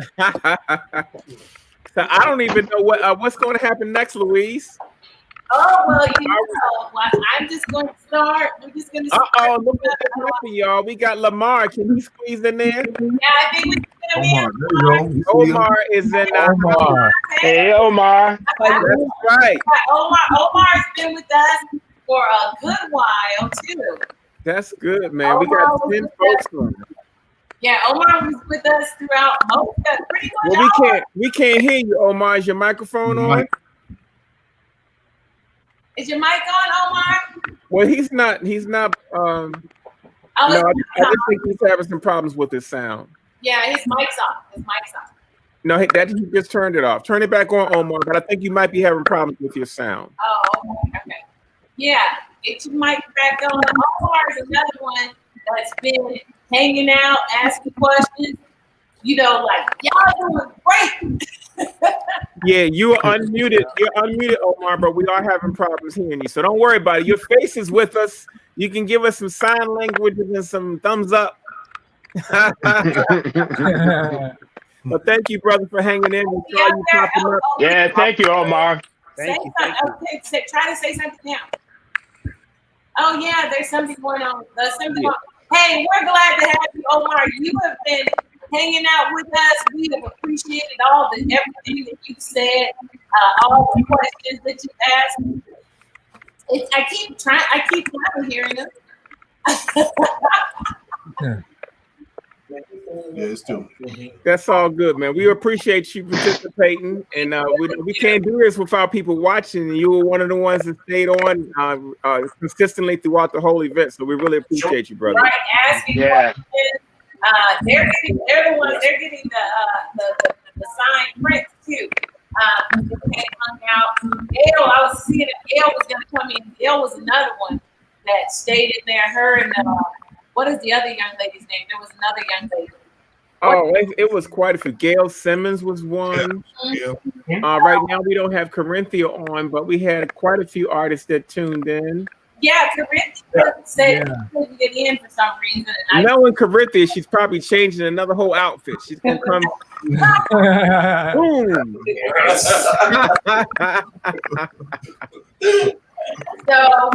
So what's next for you guys? Tell me. Hey, we done said everything on the show. We all gonna lay down for a day. I'm going to, my thing is after this, I'll probably take a week, but come October, boom, heading in here because I feel like, and just broadcasting this continually. And one of the things that Beverly and I talked about, she's like, we're just gonna take the bull by the horn. We're gonna try to get some publicity, some after the fact publicity. So there are several things that we're looking at doing, trying to do with it, so that we can to make it what it needs to be, even more so next year. And I think another thing we can talk about too is that since you guys are the first level of artists to commit, maybe we all just sign a particular role and help each other out. You know, the board that helps her do the other thing. Because you guys have had personal experience. So when new artists come, you guys will be able to say, hey, look, this is what we look out for. This is what you can do to improve. And it's going to make all of us improve too. I believe in mentorship. And there's no reason why we can't do it from this after what we just experienced. Oh, yeah. Indeed. Yeah. Well, I like to say I'm probably the newest artist in terms of experience. I've been painting a long time, but I would love to keep in touch. What I'm doing right now is I'm back in school. I love education. That's another part of what I love to do. And I love learning from people. I think earlier today, Gina was talking about, it takes a village, and I believe that within this concept. And for me, I'm trying to go back to school now to do this 2D degree thing, and then I'm pursuing graduate school because I would love to teach. And I just believe that giving back as well. I love to do the volunteer thing, and that's part of what my passion is. So I'm expecting to learn. I'm telling you, I'm expecting to learn something from each and every one of you. And Craig, I love the computer I love that work that you do. Craig might as well just go and make some YouTube channels. Craig is going to be over our computer graphics area. Yeah. Craig might as well go and do some YouTube channel. How to do this, how to do this. Craig, you should be on YouTube. You should be on YouTube. Yeah. Well, I just I'm want to working on the first two. tell Omar he can actually talk to us through the private chat too. So yeah, Omar, you can use the chat and you can type it that way we can see you there. All of you can talk to you through that as well. So Well, I'm also working on the first two. I'm gonna be in the first minority art exhibit at the Dayton Art Institute for local artists. Oh, nice. Yes. Work that. The group that I'm with is sponsoring it, so nice. Great. We're gonna be one of the first minority small artist groups that's been in the Art Institute. Oh, that's fantastic. That's fantastic. I would like to see, because Lynn did say she was an artist in Fort Collins. So I wonder if she has anything she can show us. Yes. Oh my. Oh. Oh. Come on, Lynn, break something out. Go on, give me an art group and I show art. Art wall. It's not all my art, but Is that a disclaimer? I don't know how do I turn this around? Just aim your camera towards it so we can see it. There you go. Watch this. Watch what I do to people for Lynn. That's good. Oh, there we Whoa, go. yeah. Lynn got the full screen action. Look at Lynn. Yes. Lynn's not playing over there. She's The whole wall. yeah, Lynn. That's what I'm talking about. I'm sorry, what? Can we get a little closer to some of those? Okay, so let's see. Let me turn the light on here. So these are mainly inks. Oh. So I love ink. Mm-hmm. So, oh yeah, those are. I love the color. Pancho had some interesting sketches with your inks, which I was really interested in. Your black and white inks were gorgeous. I don't know. I'm not doing a very good job here. Sorry. You okay? You're okay. Everybody's sick. Let's see. Let me go closer to this one. This is one of my more recent ones. Okay. It's 2 sheet. Let's see. Don't like that. Kind of bent her head over. Wow. Yeah, that's nice. Very nice. And then this one, my husband will not let me sell. This is one of my very first inks. Let's see. How much you want for it? How much you want for it? How much do you want for it? I know he don't want you to sell it, but how much you want for it? How much you want for it? I can't. My marriage would be in jeopardy if I. It has a little bit of. Come stay with me for just 1 week after I buy it. Thank you. Please let her marriage be in jeopardy. Not happening, Pancho. Thank you very much. That was Thank you for sharing. You all are very accomplished artists, and I feel I'm humbled. But thank you. You're quite welcome, dear. Your work is really. Oh, indeed. Artists are all the same family. Remember that. Yes. It doesn't matter the level. We're connected in a way that not many people are connected. Yeah. So you're actually one of us, Lynn. We're not a different group. Well, thank you, and yeah, I really appreciated LaShawn this afternoon as well, saying that age is only a number, so that helps a lot. I'll tell you this. Do some research. The great Annie Lee started her business at 50 years old. By the time Annie Lee passed away, she has surpassed every African American male. Yes. Yeah. Look her up. Great. Look her up. I will. Thank you. Yeah, she her work was absolutely phenomenal. And Yeah, so there is no. Mr. White is an original piece of hers I got a chance to see. There's no limit on art, so never think that. Never think that. I love that woman. She was a good friend of mine. She shared all of her opportunities. If she got a deal, she shared it with other artists. That's just what Yes. all the way up to her death. Wow. She was a jewel. She was a jewel. I was actually invited to speak at her funeral. So there you go, Lynn. You'll be there you go. Don't even think about it. You're on the road. We're all on the same road. Right. Well, thank you, Louise. You know, you have always inspired me. So thank you for that. Yeah. So, and you know where I am. You know where I am. So come. Okay. You are always welcome to come hang out and whatever. Thank you. Okay? You're always welcome to come and hang out. Yeah, I was surprised at your studio. The last time I was over for one of the art walks, you didn't have that large studio. So no, see, I think you came when I was doing it downstairs in my garage because the upstairs wasn't done yet. Awesome. Yeah, but you know what? I missed that garage space because it was kind of cool. It was well, I think Louise gets the award for the best studio. Yes. I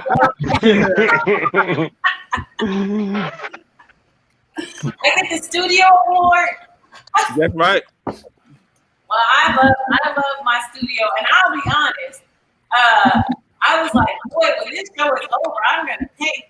And because you guys have so inspired me. You know, because sometimes artists can get to a point where it's like I was working and I had some things that I was working on, but being in the midst of you guys has really pushed me and inspired me. And I have gotten so many great ideas out of it because I'm starting this new collection, which was with the young man and the child. And I'm like, okay, I'm starting this new collection. Where do I go with it? And then you guys come along. And I tell you, there's been like Gina with the whole take the target off the back and good night comes and 2020, and just so many different things. I'm like, cool, okay, I know exactly where I'm going. So you guys are, don't take it for granted. I'm all inspired. You guys are lucky. I'm like, ooh, I can't wait to play. Well, I got two people that I want to do a 2-day workshop with in the group. First one is Aaron Paskins. Right. I'll just hold your tools, man. Just work me like a slave. Make me get stardust in my eyes or something. Okay. What you do with resin. Mm-hmm. Hey, okay. And I want to work with Louise Cutler. Yes. I'll be your slave for a day and a half. I have worked with LaShawn Beal. We've worked in my studio for quite a few years when he was in Baltimore, so I'm really familiar with working with LaShawn. Mm-hmm. We've done a lot of collaborations and projects together. And so I encourage all of you to link up with somebody and do a collaboration. You don't really know. Oh, indeed. Until you can work together. Me and Charles Bibbs have been working together on collaborations for years, and our working relationship is so seamless. But we got to trust each other to do that too. For sure. Yes, that is an awesome experience to have. Yeah, I definitely recommend it. So we'll have to do that. Well, Lynn's the one in my town right now. Well, if you'll have me, I would just be like a dust mote in your studio, and I would just watch you work. You wouldn't even have to talk to me. Lynn's like, you don't even have to talk to me. I'm just coming. That's how I feel. Everyone, if you're ever in Delaware, or if you ever want to visit, it's always an open door for everyone on the screen. You got all right. Hey, there's nothing but a word. Aaron Paskins can make me watch the windows in the studio. As long as I can see through the windows, I'm good. That's it. I definitely, especially with it, because I do a little resin, but Aaron, you do resin to a whole. I'll get you doesn't make you do the resin. Right. Learning the resin. Right. Yeah. It's and Craig, all of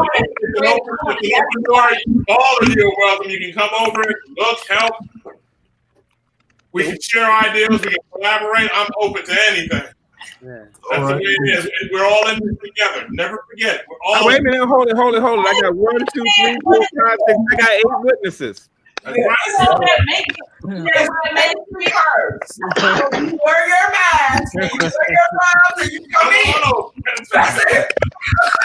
We can have fun. You gotta wear a mask up in there. Don't be playing with her. You better wear a mask anyway, because that stuff that Aaron do is serious. Okay.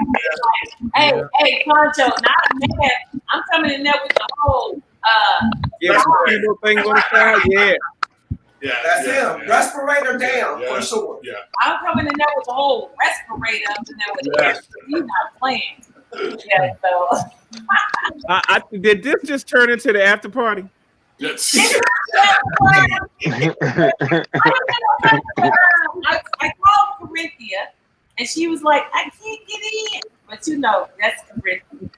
That's Corinthia. Wait a minute. 1, 2, 3, 4, 5, 6, 7, 8. We got 9. We got room for one more. Yeah, Corinthia. Man, I'm gonna call her. Be like, Corinthia, where are you, girl? No, she's busy in that work, and she's making money. And she's selling her wearable jewelry. You got time to visit?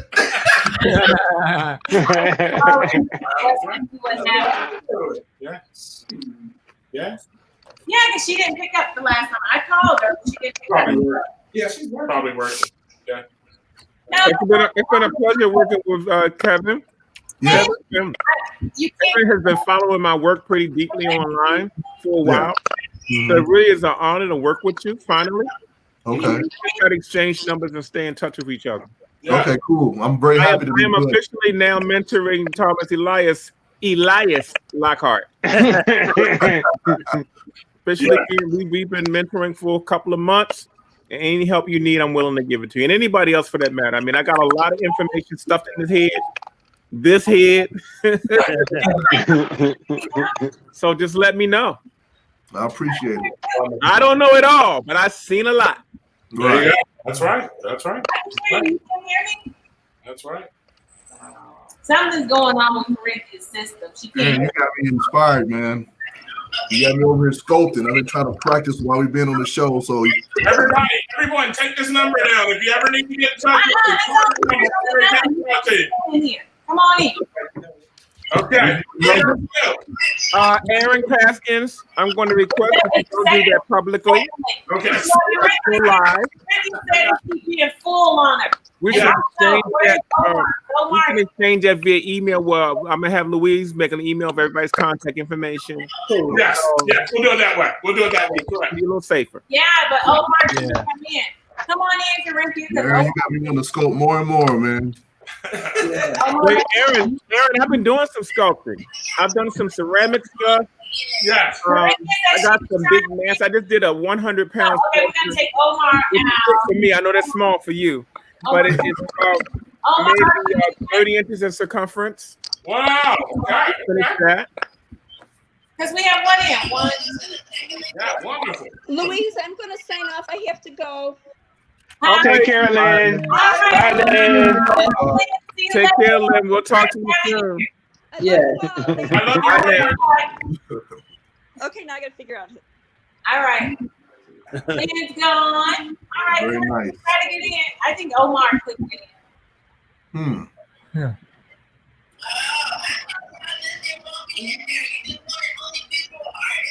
Yeah, we didn't want you. Do you hear her? She said we didn't want her. Yeah. Tell her she better get in the room. Look, we was like, don't let Corinthia in. So where is that's a toast. from? What areas are you in? What states? Kevin and Craig. I'm in Colorado Springs, Colorado. And what about you, Kevin? Ohio. Look, I started watching. And where are you? What are you watching? He's in Houston. I started watching dishes. I know what you are, Thomas. What? I was watching. Houston. I didn't think the guy was watching.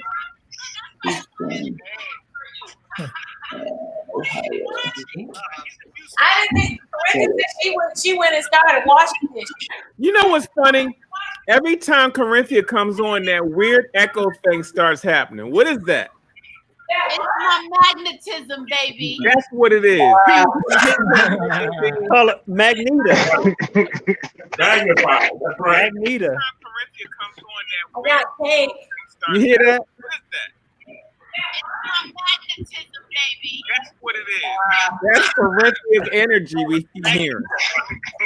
That's all about me cake. You hear that? I don't know. I don't even have a phone on. That's Corinthians energy. Oh, look at myself. Oh, what is that, guys? This is a vegetarian Cobb salad. Oh, this is a vegetarian. Yes, I am making strides to be plant-based. I am a vegetarian. Yes. I ate my food already. I should have showed it. Alright, try it again, guys. Alright, you there? Back.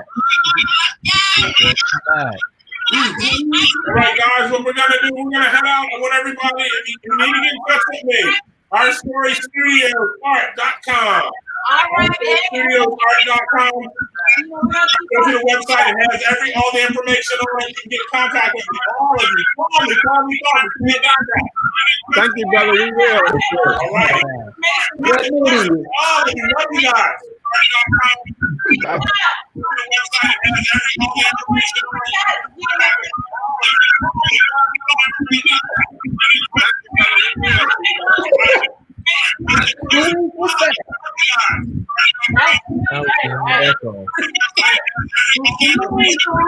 That's everybody.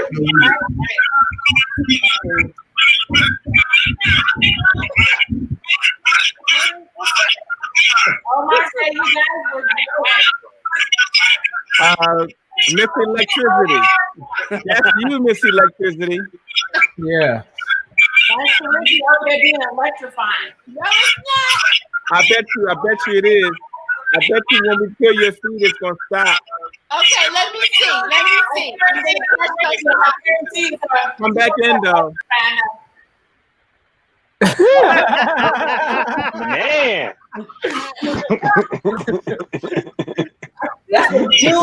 There you go.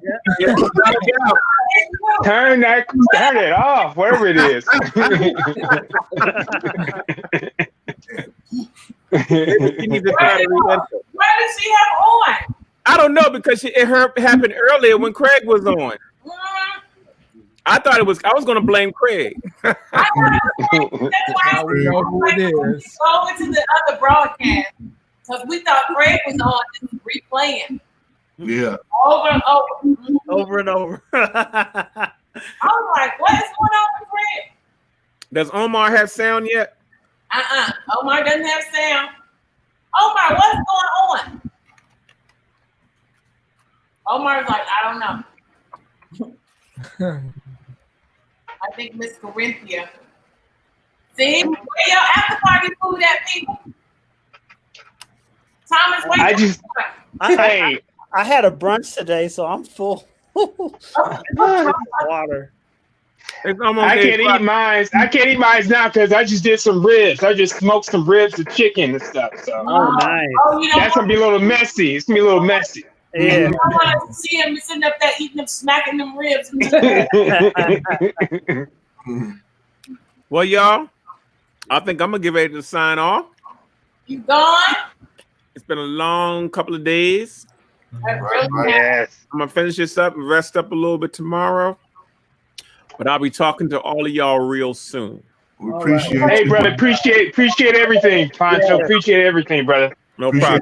My pleasure. Hey, Poncho, I just want you to know that you have been the rock.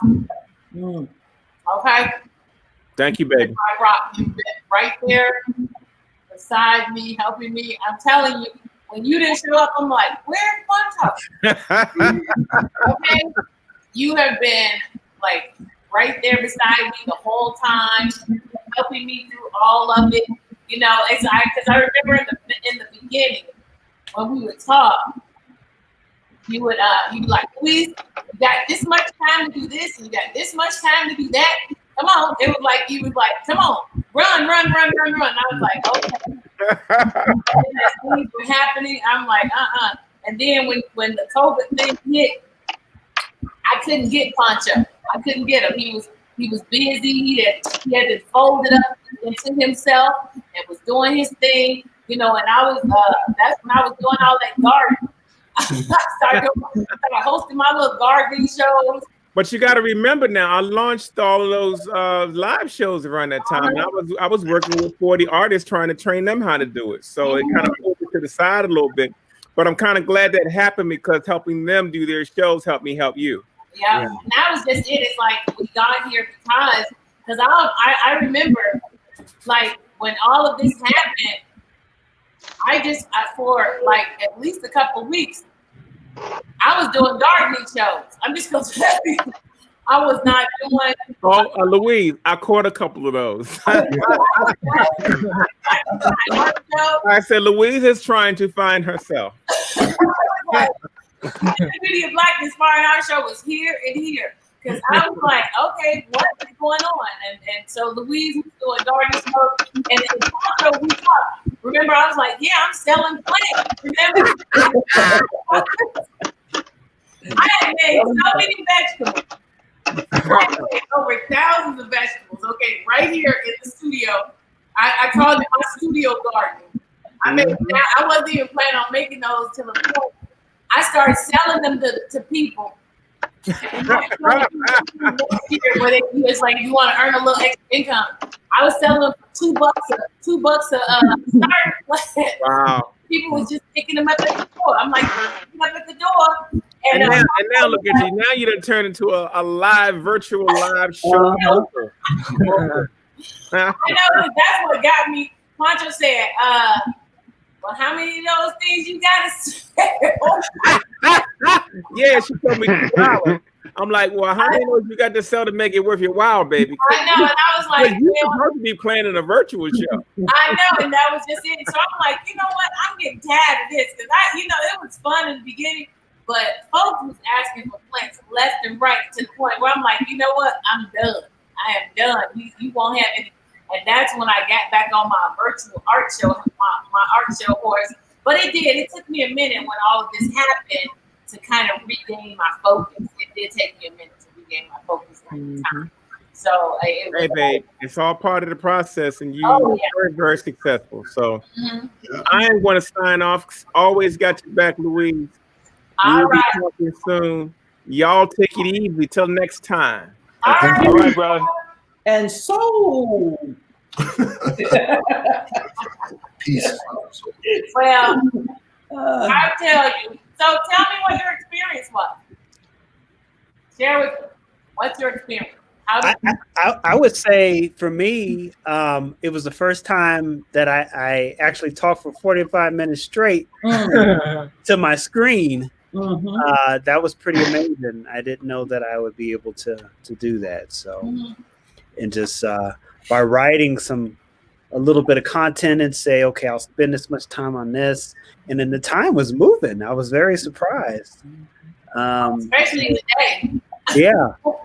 Yeah. So that was pretty awesome to be able to do that. And so I, for a good while, I haven't really been afraid to be in front of people, but to be in front of people that you can't see, that's a little bit different story. And so also, again, want to commend you also for being the first woman and woman of color to do this, so you've made history. So you got to go down in a book somewhere, StreamYard's book. Like, what? Really stream that Facebook, Instagram, and to be able to stream on all these different services, YouTube. So that's been a wonderful blessing. Oh, no, it's been amazing just hanging out with you guys. You guys have been, and watching from day 1 to day 4, the progress that was made, and how all of you guys just was like, okay, I know what I got to do, and I know what I'm going to do, and just mapping that out. It was quite the challenge. So What about you, Craig? What did you, what was your take on the show? It was good. As soon as I learned what I could do on the computer and got comfortable with it, then the time started going fast. Yeah, but congratulations, because you're not only you have the first virtual show, but you got a documentation of the virtual show. You're and right. A lot of shows don't have documentations of their shows. Right. Yeah, you're right. Because all of this is recorded. It's all on YouTube. I'm going to transfer all the YouTube channels to the website. And definitely make sure you guys send me all of your websites, because I'm going to put all of your website links on the page so that people can go directly to your websites as well. So send me your websites, because like I said, we have some things at here, but you guys have a lot more to offer. So send me your website links, and I'll send those. People can look at those as well, so that they can link to your website links as well. So I think. Okay. How about you, Thomas? I mean, not Thomas. How about you, Kevin? Oh, I learned a lot. Setting up, period, just getting the right lighting, getting the right equipment. Getting the confidence to have my own show if I want to do something like, I know you guys, you and Pancho are doing the shows, and Thomas, where you guys are selling your art, so you kind of gave me the confidence to get in the front of the camera and like this will do it for you, wouldn't it? What's that? I said this did it for you, huh? Put me in front of the camera, forced me to come up with content to talk about, because I do want to talk about my art, but you can only talk about your own stuff for so much. Try to figure out ways to implement, more things I can give back and talk to people about the things that I do. So I appreciate it very much. And the other show, got to talk to Paul Goodnight. I don't think that would have ever happened in a million years. So that was really an honor, catching to talk to him. Being on the same platform with LaShawn, of course. He's been, a mentor. Somebody can call up on the phone and ask questions if I think of something crazy I want to do. Pancho, like I said, I've been following them guys for years, so I think this was an amazing experience. It came full circle. You know what I mean? Oh I really appreciate that. How about you, LaShawn? I didn't get anything out of this, so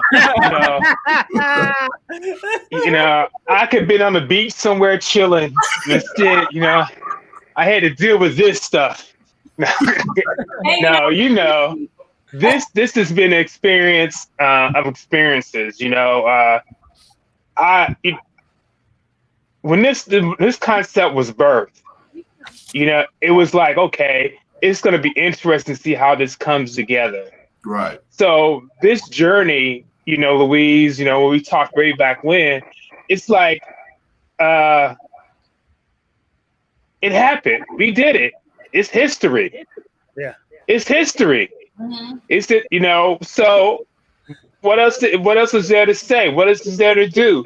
All we can do is build on this. Now we got a foundation, and now we can just continue to build upon this and take it to whatever heights wherever heights we want to take it to. It's a beautiful thing. I got a lot of it, trying to understand how to use these different platforms and all. Again, the issue of having content and stuff like that, listening to the stories of these other artists and everything, and the inspiration from that.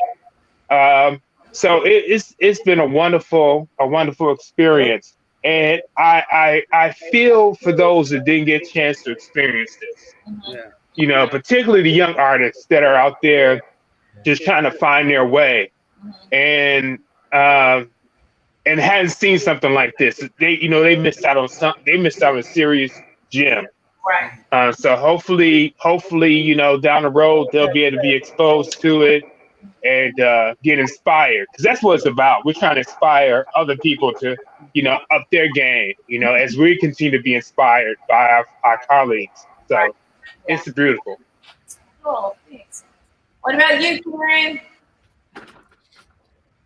Who?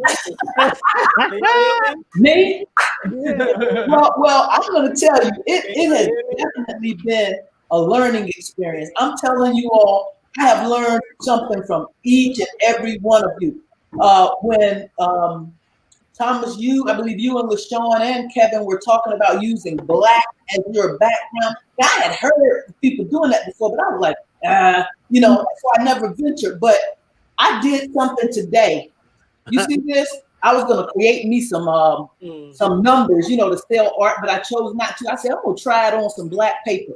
And I mean, the colors, like you said, they really, really pop. So some of the art that I'm gonna do now, that's what I'm gonna do. I've learned a lot. It's been just a learning experience for me. And Kevin, when you talked about your some of your, I think it was your son and your nephew's artwork, it just brought back a lot of memories for me, because I'm working on writing stories, short, children's stories, and it allowed me to now incorporate something new into my artwork. And Craig, the artwork that you did, because I was a graphic designer by, educationally. Well, you kind of like Louise had talked to me earlier, and she was like, man, Craig has a lot of ideas with the Photoshop and so forth. So for me, it's just been a learning experience. And LaShawn, you said something about, people missing out. I know this is my season. I mean, it's not my season to make a whole lot of money. It is my season to now grow and to learn from those who come before me. Because I had seen your work, LaShawn. My son collects a lot of like the good nights and, the bibs and all of that. And your name popped up. And from then on, I started looking at this rich artwork culturally. I mean, it's just an inspiration for me. I can't say enough. It is a lifetime memory that I'm going to have to be in the same venue as the names that have been in this venue. And Louise, I thank you, because I hadn't talked to Louise for 20 years. And that's why I say I know it was divine intervention. I know it was, and I'm grateful. So when I call you all, don't tell me who, what. I'll be the first one like, who? You did say that. I was like, is this Louise Cutler? She was like, who is this? I was like, who is this? Karen. She was like, it's Karen Drury. I was like, Karen. Hey, Karen. Karen, remember my name? My name is LaShawn Bibbs. Okay. All right. Just so it's LaShawn Bibbs. All right. Let's see. Louise. Hey, between your name and Craig Scrivens. Yes. Craig Johnson. Evan Lockhart. I had to come back in on that one. Yes, LaShawn Bibbs. Hey.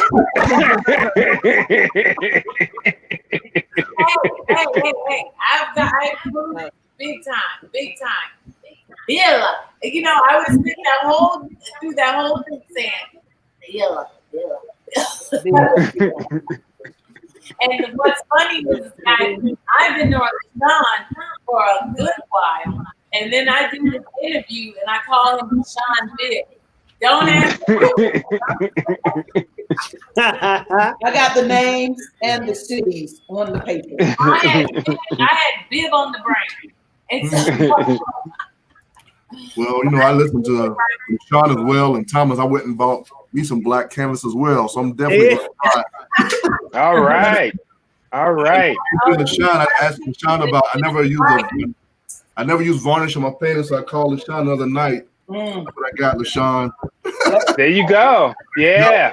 I know. I want to get some of that for that wood piece I did over there. I want to varnish that piece as well. I was like, oh, so how well would that work on wood? What's that? The varnish? Yeah, that wood piece I showed. You want to use Louise? Call me up and ask me. I'll tell you exactly what you need for that. Okay. You don't want to use that spray. You want to use something else. Okay. Yeah. I have a question for like when you're painting. I don't know. Can y'all hear me? Yeah, we can. Yeah. Oh, well. Right. Hey, Omar. I'm a bit slow to the party, but congratulations to all y'all. It was wonderful. Thank you. Thank you. I'm from the spectator side of things, and to and every one of y'all's paintings is worth every dime, and God knows that I would buy every one of y'all's pieces if I was there. I'm not there yet, but one day I will be. But every one of y'all pieces is worth that and more. And the experience. I learned a lot.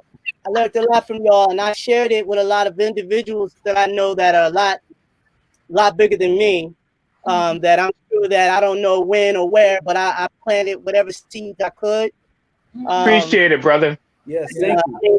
It's kind of it was an easy sell due to the fact that y'all have already have been established and have created a name and a legacy for yourself. So for me to have the opportunity to witness the way you guys think was a beautiful thing. There were so many things. I mean, I stuck around every day as much as possible. Only time I took a break is when I had to go peep peep. At the end of the day, y'all was wonderful. Man, I mean, if there was anything I could say, you know, if you really want to know my opinion on anything, man, I mean, this was history for real. I think now you're a part of it, Omar, because you're in the recording. I'm a speck in the universe with this one, but because ideally, man, I really would have loved to participate right along with y'all. It was exciting to hear everybody's stories, journeys, and travels, and to see Seanville, Poncho. Oh my goodness, you know, and Goodright. Oh my goodness, like come on.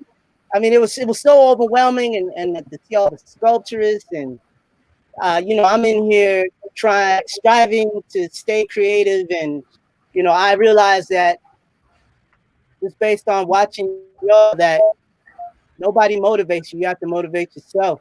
You know what I'm saying? Yes, yes. From inside you. Just to see the will and the this was marathon, yo. This was like a marathon. Every one of y'all had to come up with something. I mean, but it wasn't like I had to come up with something because you guys had already stockpiled. You could tell. You know what I mean? A stroke of brilliance doesn't come on command. So I could tell that y'all definitely been putting in the work for years. There's no way that I could ever catch up. But I know that it definitely is created a lake for me to drink from, a well to drink from. And I'm grateful that y'all planted that seed and it's archived and it's backed up. And I think every one of y'all left excellent references, excellent documentation of greatness. The presentations, the way y'all carried yourself, the artwork, documenting the historical elements is epic because y'all are the modern day Picassos, the Michelangelos. I know I'm naming off the Caucasian ones. I mean, I know there's some black ones out there, you know what I mean? But they might have got buried at sea. I don't know. I just, that, you know, we all are from a cloth that is cut from something that's divine. And I don't want to take up too much time, but I wanted to say I really enjoyed it. I was compelled. I look forward to it. I got up early in the morning just to see what y'all would do. Early, I mean, I tried to beat y'all in. Like that. I was really excited and enthusiastic about what was going on over here. Very rare opportunity to have a peak like this. And I'm not as well financially to be able to get opportunities to experience great artists like that. I know Kevin Johnson; he's a wonderful artist, known him for quite some time, and I've seen how he's progressed through his constant discipline and practice. And it's like I said, to see the way you guys do things and the discipline and the practice and you know, I don't know, man. I don't want to talk to death, but I really want to say that everyone, like the book, the sculpture with your book, when you opened it up, like and it explained about your piece. Wow, that's like pyramid. You know what I mean? That's something that the gods must be crazy. And I mean, I could go through everybody's piece and give my own commentary. It's not enough time or room to speak on it, but I love it. And I want to thank y'all for giving me a little piece of heaven. You know what I mean? Especially during this time, the world needs y'all. I mean, we need y'all to continue to add on. Anything that I can do to add on to your goals, I will do so. Like passing word, telling a friend, sharing it with my children, sharing it with my people that I come and travel with. Because they, you know, when people are lazy, so there ain't nobody out there doing it. They lazy because there is people out there doing it. Yeah. They just don't see somebody that's doing it better than them. Yeah. But I was like, you need people that's doing it better than you, because then now you know what you can do. There's no limitations if you know who's out there. And you know, I know Pancho's not here, but Pancho, when he was acknowledging how, you know, he's banning. still listening, though. He might not be here, but he can hear you. He's still listening. The fact that just he was saying the unified, there is strength in numbers. You know what I mean? And that's a beautiful thing too. Oh, hey,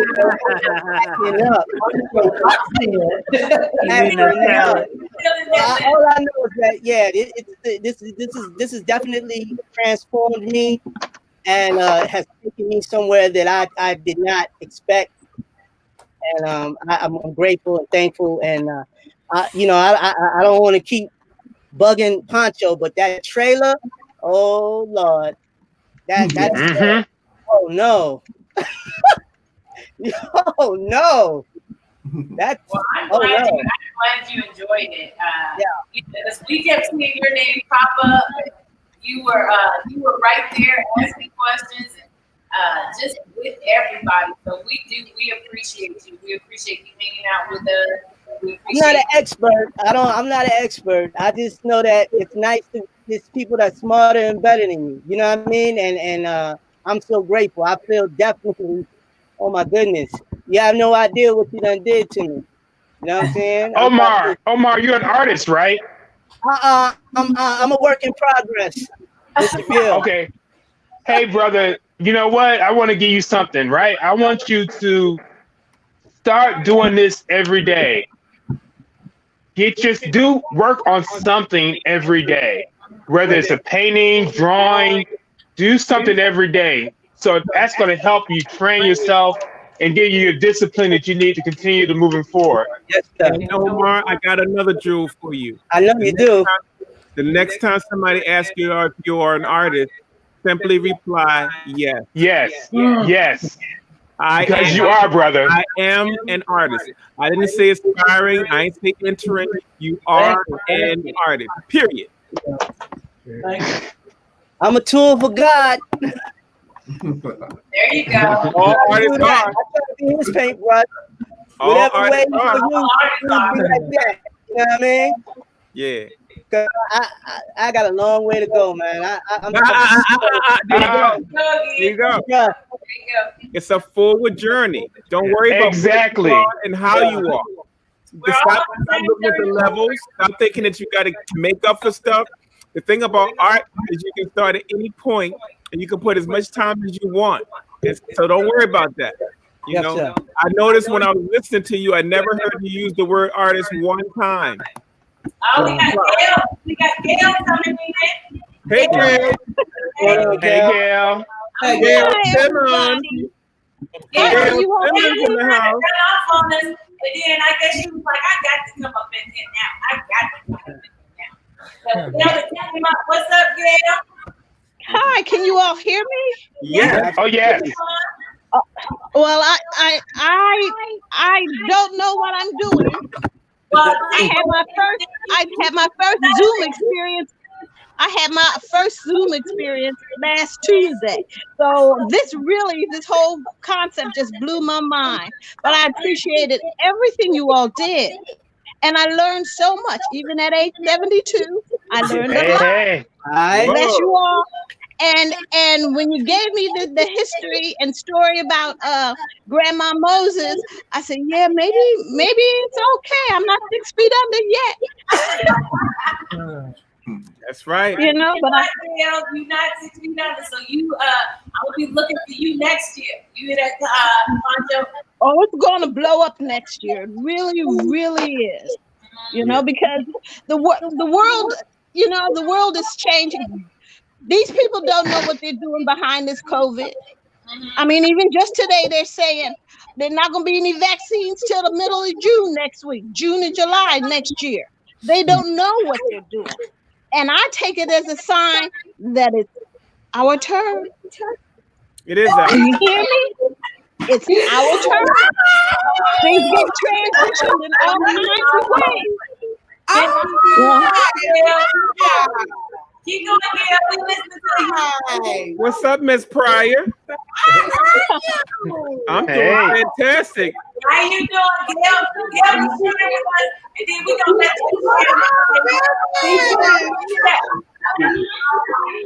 I'm going to go back. No, you stay in the room. You stay in the room. I'm gonna make room for some other people to get in, but I want you to give us your experience, Gail. Oh, okay, Pancho. And Pancho, I've got that AP of he's worthy to be praised. Oh, I've got it hanging up in my foyer. Gorgeous. Fantastic. Gorgeous. We appreciate you and your questions and your participation this last couple of days. Gail, did you send me your email address so that you can get one of the prints? Because you get one of the prints, one of Poncho's signed prints. Oh, I think I did that the first day one. I think I did that day one. But I was just glad you all let me ask questions, because in my experience, sometimes I've always asked a lot of questions. Some people appreciate it and some people don't. That's why I'm going to be quiet and let you all. I'm going to let the young ones do their thing.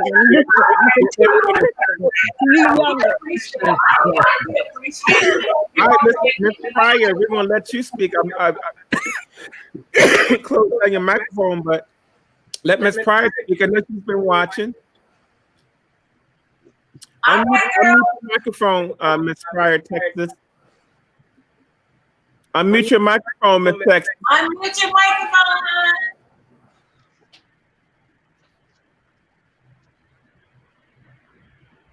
You still muted. Yeah, your mic. If there's a line on it, you mute it.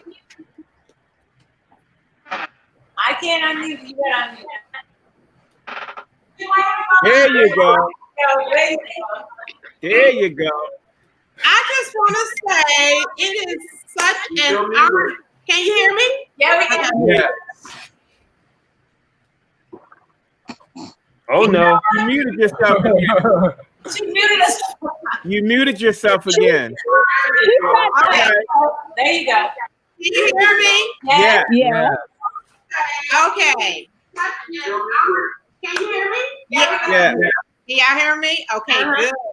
I just want to say it is such an honor just to. I did. Okay. No, you're good. You're good. No, she's getting. I think she's getting.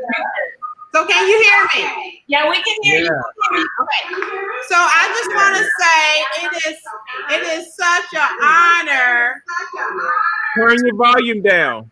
Turn the volume down. Leave the mic on, but your volume down. No, you're good. So can you hear me?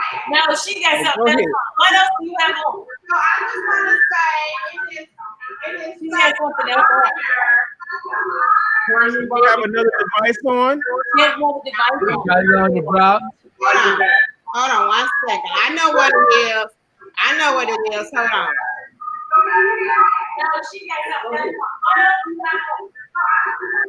Can you hear me now? Yes. Is there an echo? It's a little better. It's better. You gave the phone to somebody else. Okay. Go ahead, get it out. Hold on 1 sec. Oh, wow. Is that better? No. Oh no. No, that's worse. No, that's worse. That's worse.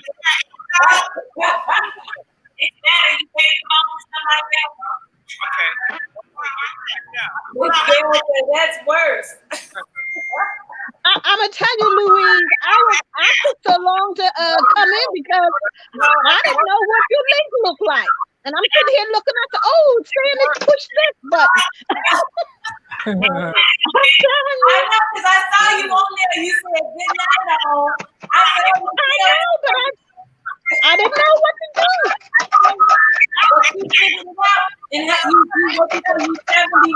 No, Samsung did all this. I'm talking to you all through my phone. Hold on. I have no clue. Got television on or something? You walk into the way.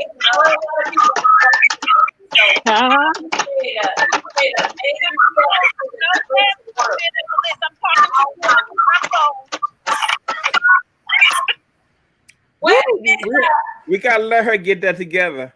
She looked like she had a beat on my phone instead. Okay, it looks like she's got some Charles Bibbs hanging on her wall back there. Hey. Yes, she wanted to make sure she get that together. Okay. I'll tell you a story about that. My first piece of Charles Bibbs was like in 1980 something, and I bought a print, put it in a layaway. My husband didn't know at the time when he was living, he didn't know anything. He said, well, what do you want that for? I said, don't you worry about it. I want it and I'm buying it.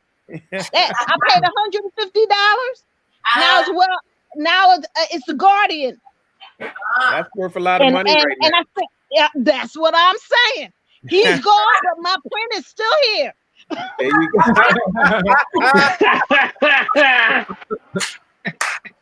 That's a hell of an endorsement right there. That's a hell of an endorsement right there. He's gone, but I still got it. Yeah, he transitioned in 2001, but my print keeps going on. No, God bless me, I'm still moving. You all help placing this stuff. Help me stay strong. That's another reason I still hung in there so long. You know, for day after day, even though sometimes with the technical difficulties, and like I said, I know this is your maiden voyage, but I hung in there. I said they're gonna work this out because they're gonna take over the world. They're gonna take over the world. And even this morning when I was watching Good Morning America, they had an interview with the Sunday morning program. They had an interview with the guy who owns Netflix, and he talked about his inception days. And I immediately thought of you all in this forum and this process. I said, oh, they're on this thing. They're on this thing. You keep it up. Because I'm telling you, you know, in another 10, 15 years, I may not be here, but you all will. And you're building something for the young folks, the ones behind you. Thank you. You're building for the ones behind you. That's what you all are doing. Thank you right, so much. Thomas? Yes, ma'am. I'm talking to Thomas because we just became Facebook friends yesterday. Yes, ma'am. Just yesterday. Yes, What, you got my Facebook friend? Thank you so much. All right, I'm gonna lay in the cut in case somebody else want to get in the room. In the cut, huh? I think she's coming back in. Let's see if she's coming back in without the extra sound. Let's see. The device is not connected yet. I think she's trying to come through. Here she is. All right. Hey. Okay. Can you hear me? Okay. Hey, it looks even better. She didn't move to another section of the bib thing. What if you got a bib house? Can y'all hear me? Yes, Ms. Pryor. Yes. It's a little low. Go ahead. Say, it is such an honor to just be in the presence of all of you. My first time just seeing beautiful artwork was back in the late 90s at Carol's Art Gallery. That's right. Oh, wow. Yeah. Really? Yeah. Down in Killeen, Texas. In Killeen. Texas. I did a show there. Yeah. Yeah. And that was my stomping ground as well. So I know you saw my stuff there. Yes. Yeah. I have a couple of pieces around here. And And so I just want to say that y'all inspired me so much. And just seeing, artists being able to live out their dreams, even though it's really tough because I'm an emerging artist myself, but it lets me know that it is possible. With hard work, tenacity, and all that, it is possible. That's right. So, continue to do what you're doing. You've inspired someone such as myself. And I think it's just amazing. Art-free. Thanks. What did you get from the show? Tell us some things you got from the show. I didn't get to see it. I just chimed in. I didn't get to see it. The good thing is all 4 days were recorded. So you got 8 times 4 hours of content that you can view at any given point. There was some real pivotal interviews by Charlie Palmer, myself, Paul Goodnight joined in on one of our conversations. Each one of the artists did pretty extensive. All right. My signal went out. Yeah. You're still Each there. one of the artists did pretty presentations. So that's going to be up forever. Just go to the Beauty of Blackness Fine Art Show on YouTube and make sure you subscribe to that page. And all the content that she did for the show will be there. Oh, good. Oh, yeah. You can start binge watching tonight and be done by Thursday. There's a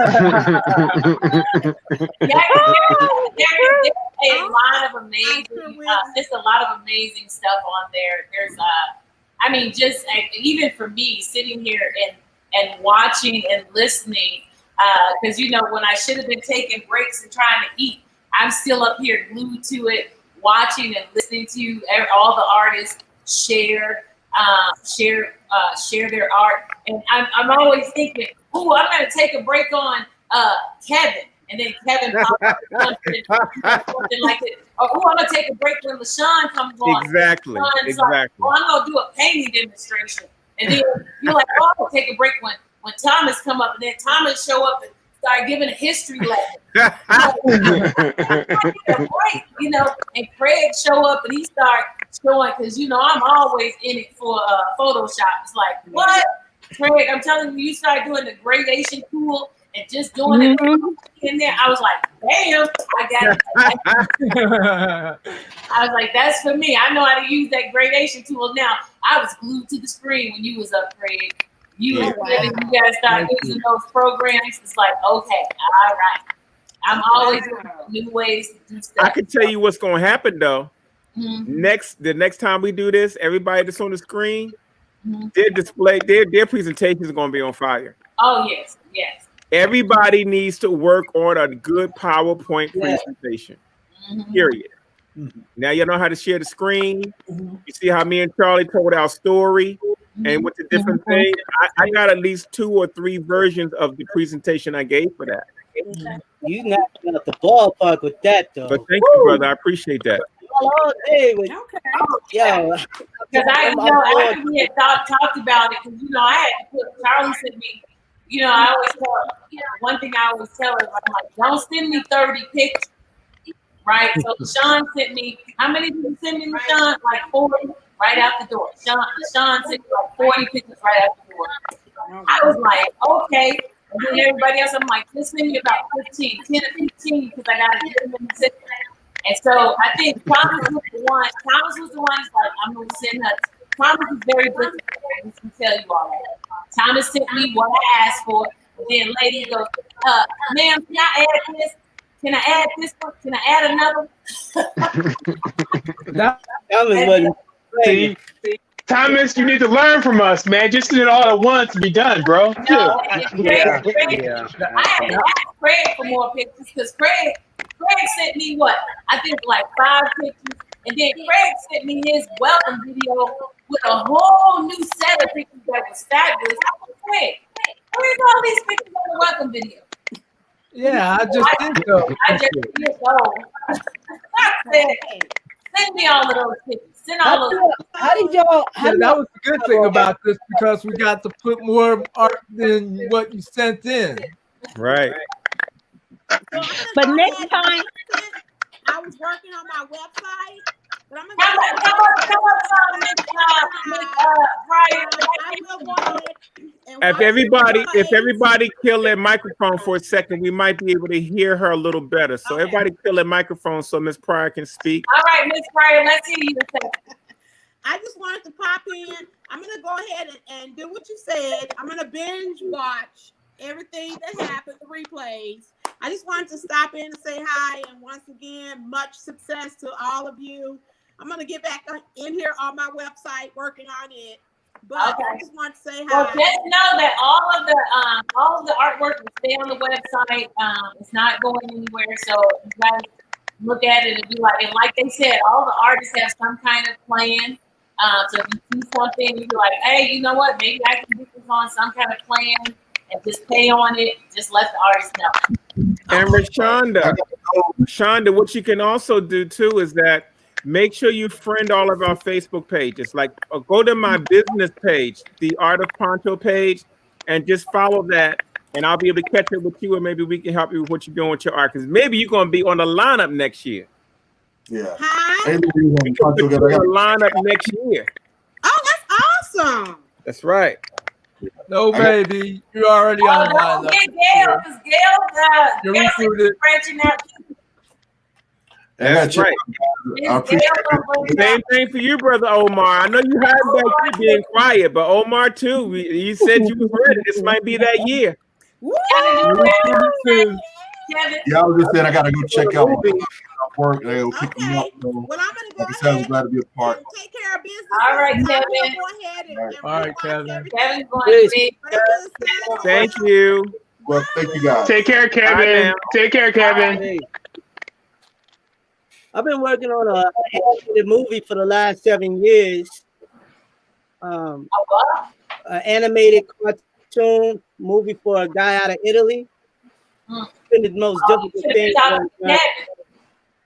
Because Kevin does that animation too. Yeah, this was an 85-minute cartoon.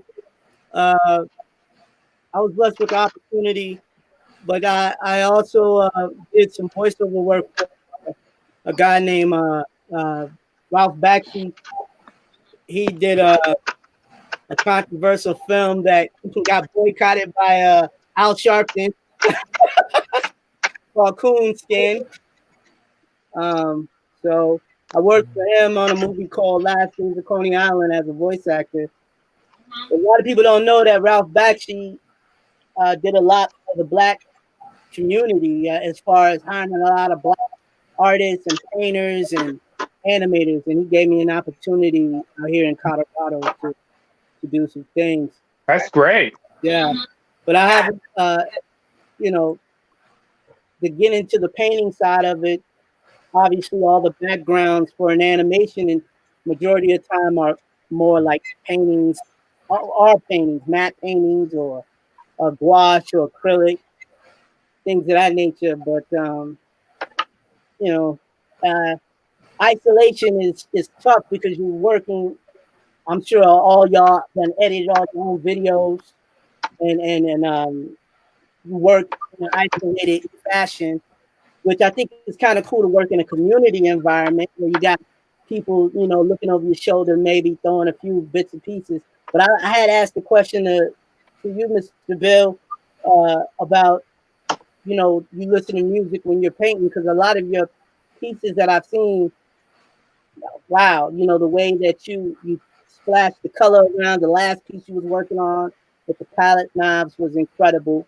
And I'm like, Thank you. I don't know how long it took you to do that, but the patterns and the way you was freaking it, and I'm like, I asked if you listen to music.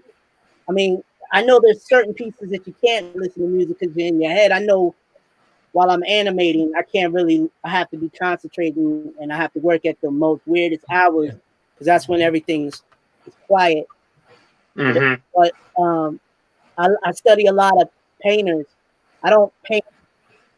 I'm more like Craig. I do a lot of digital stuff, because it's a lot easier and it saves on paper. I've drawn over 227,000 images so far for the animated. Wow. I've been working on it for 7 years. There's an IMDb page for it, but I'm almost done with it.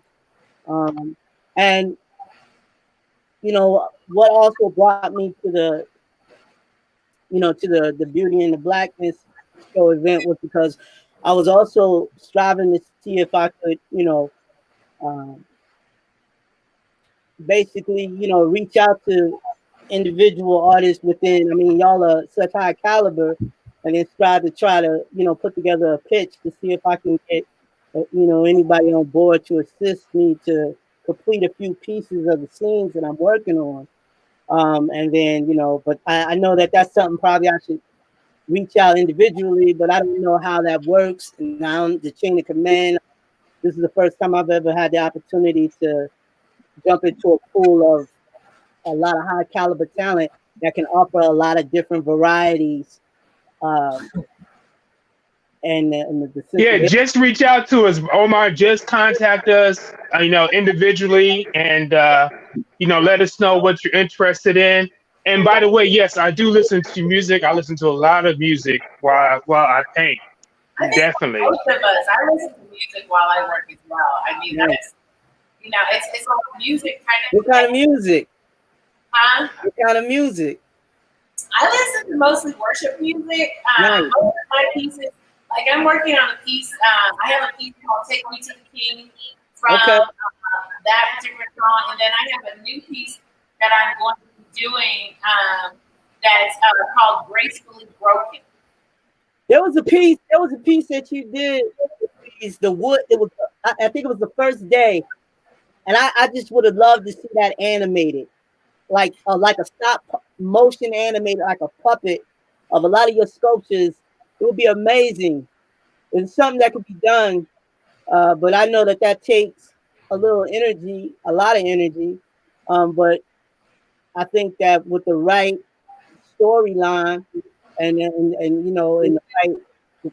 the right resources to do anything, power to assist anyone in that's what I would love to do, because there's so many ideas that I would love to see happen, but I know that you could do anything you want, but you need help. Even if you think you can do it by yourself, you can do things by yourself, but the time is just takes so much time, and time is money, really.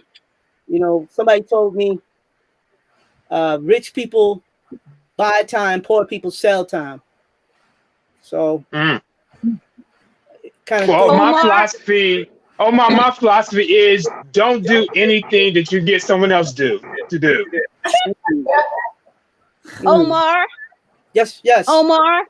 Yes, do you yes. know a young artist?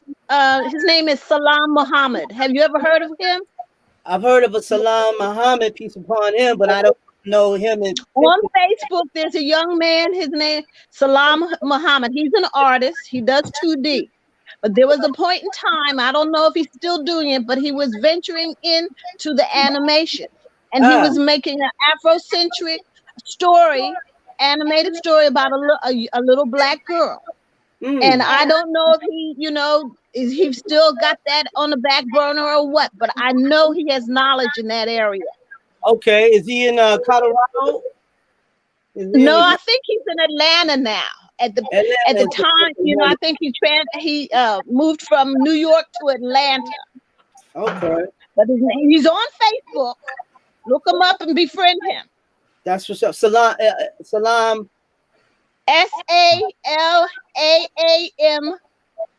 Last name Muhammad. MUHAMMAD. He's good too. I know he is, especially if you speak. He's good. I know you know. Mm-hmm. Well, all my Facebook friends are artists, because I had to reconstruct my whole page because other folks was getting on my nerves. They'll do and that. because they weren't feeding me. I needed people that could feed me, so I started all over.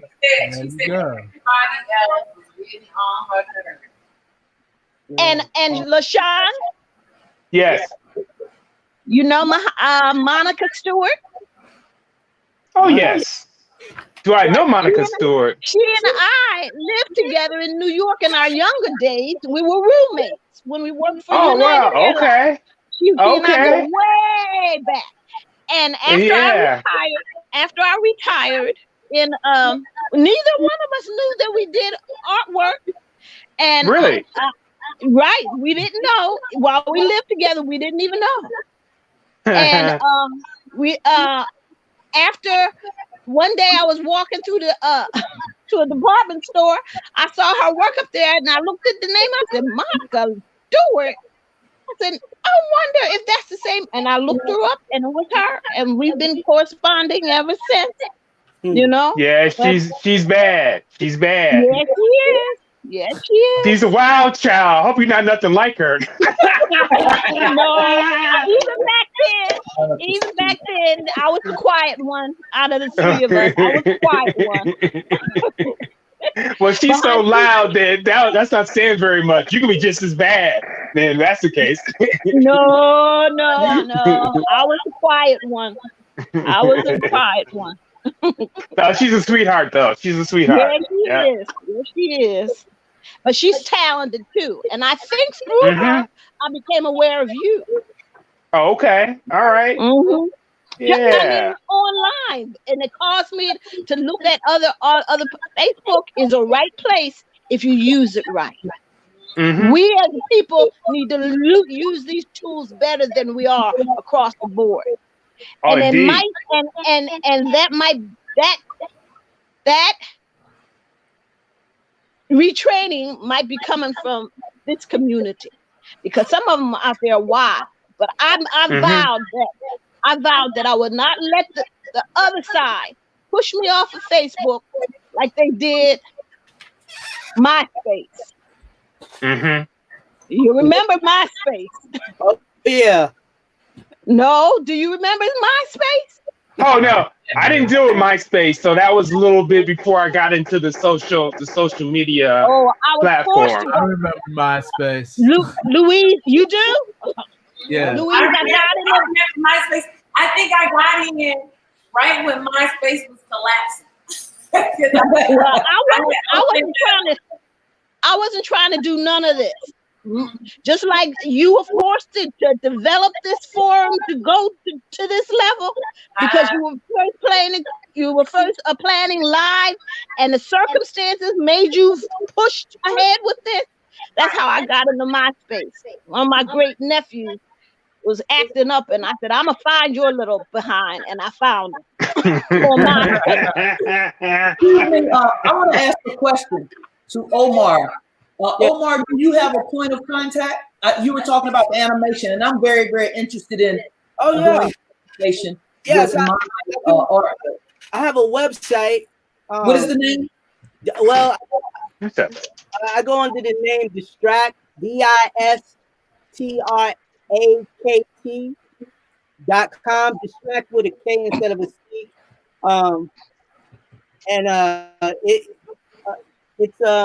It's just showing the shorts that I've done. The information about me is pretty minimum at this stage.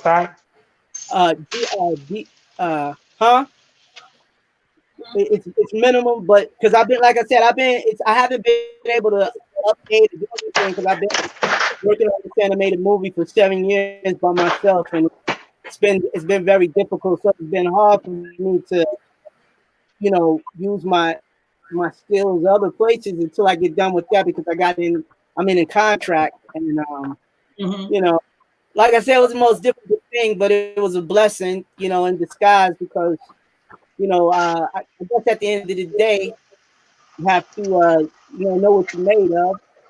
Can you sit down and do something that you love for 10 hours straight? Right. Yeah.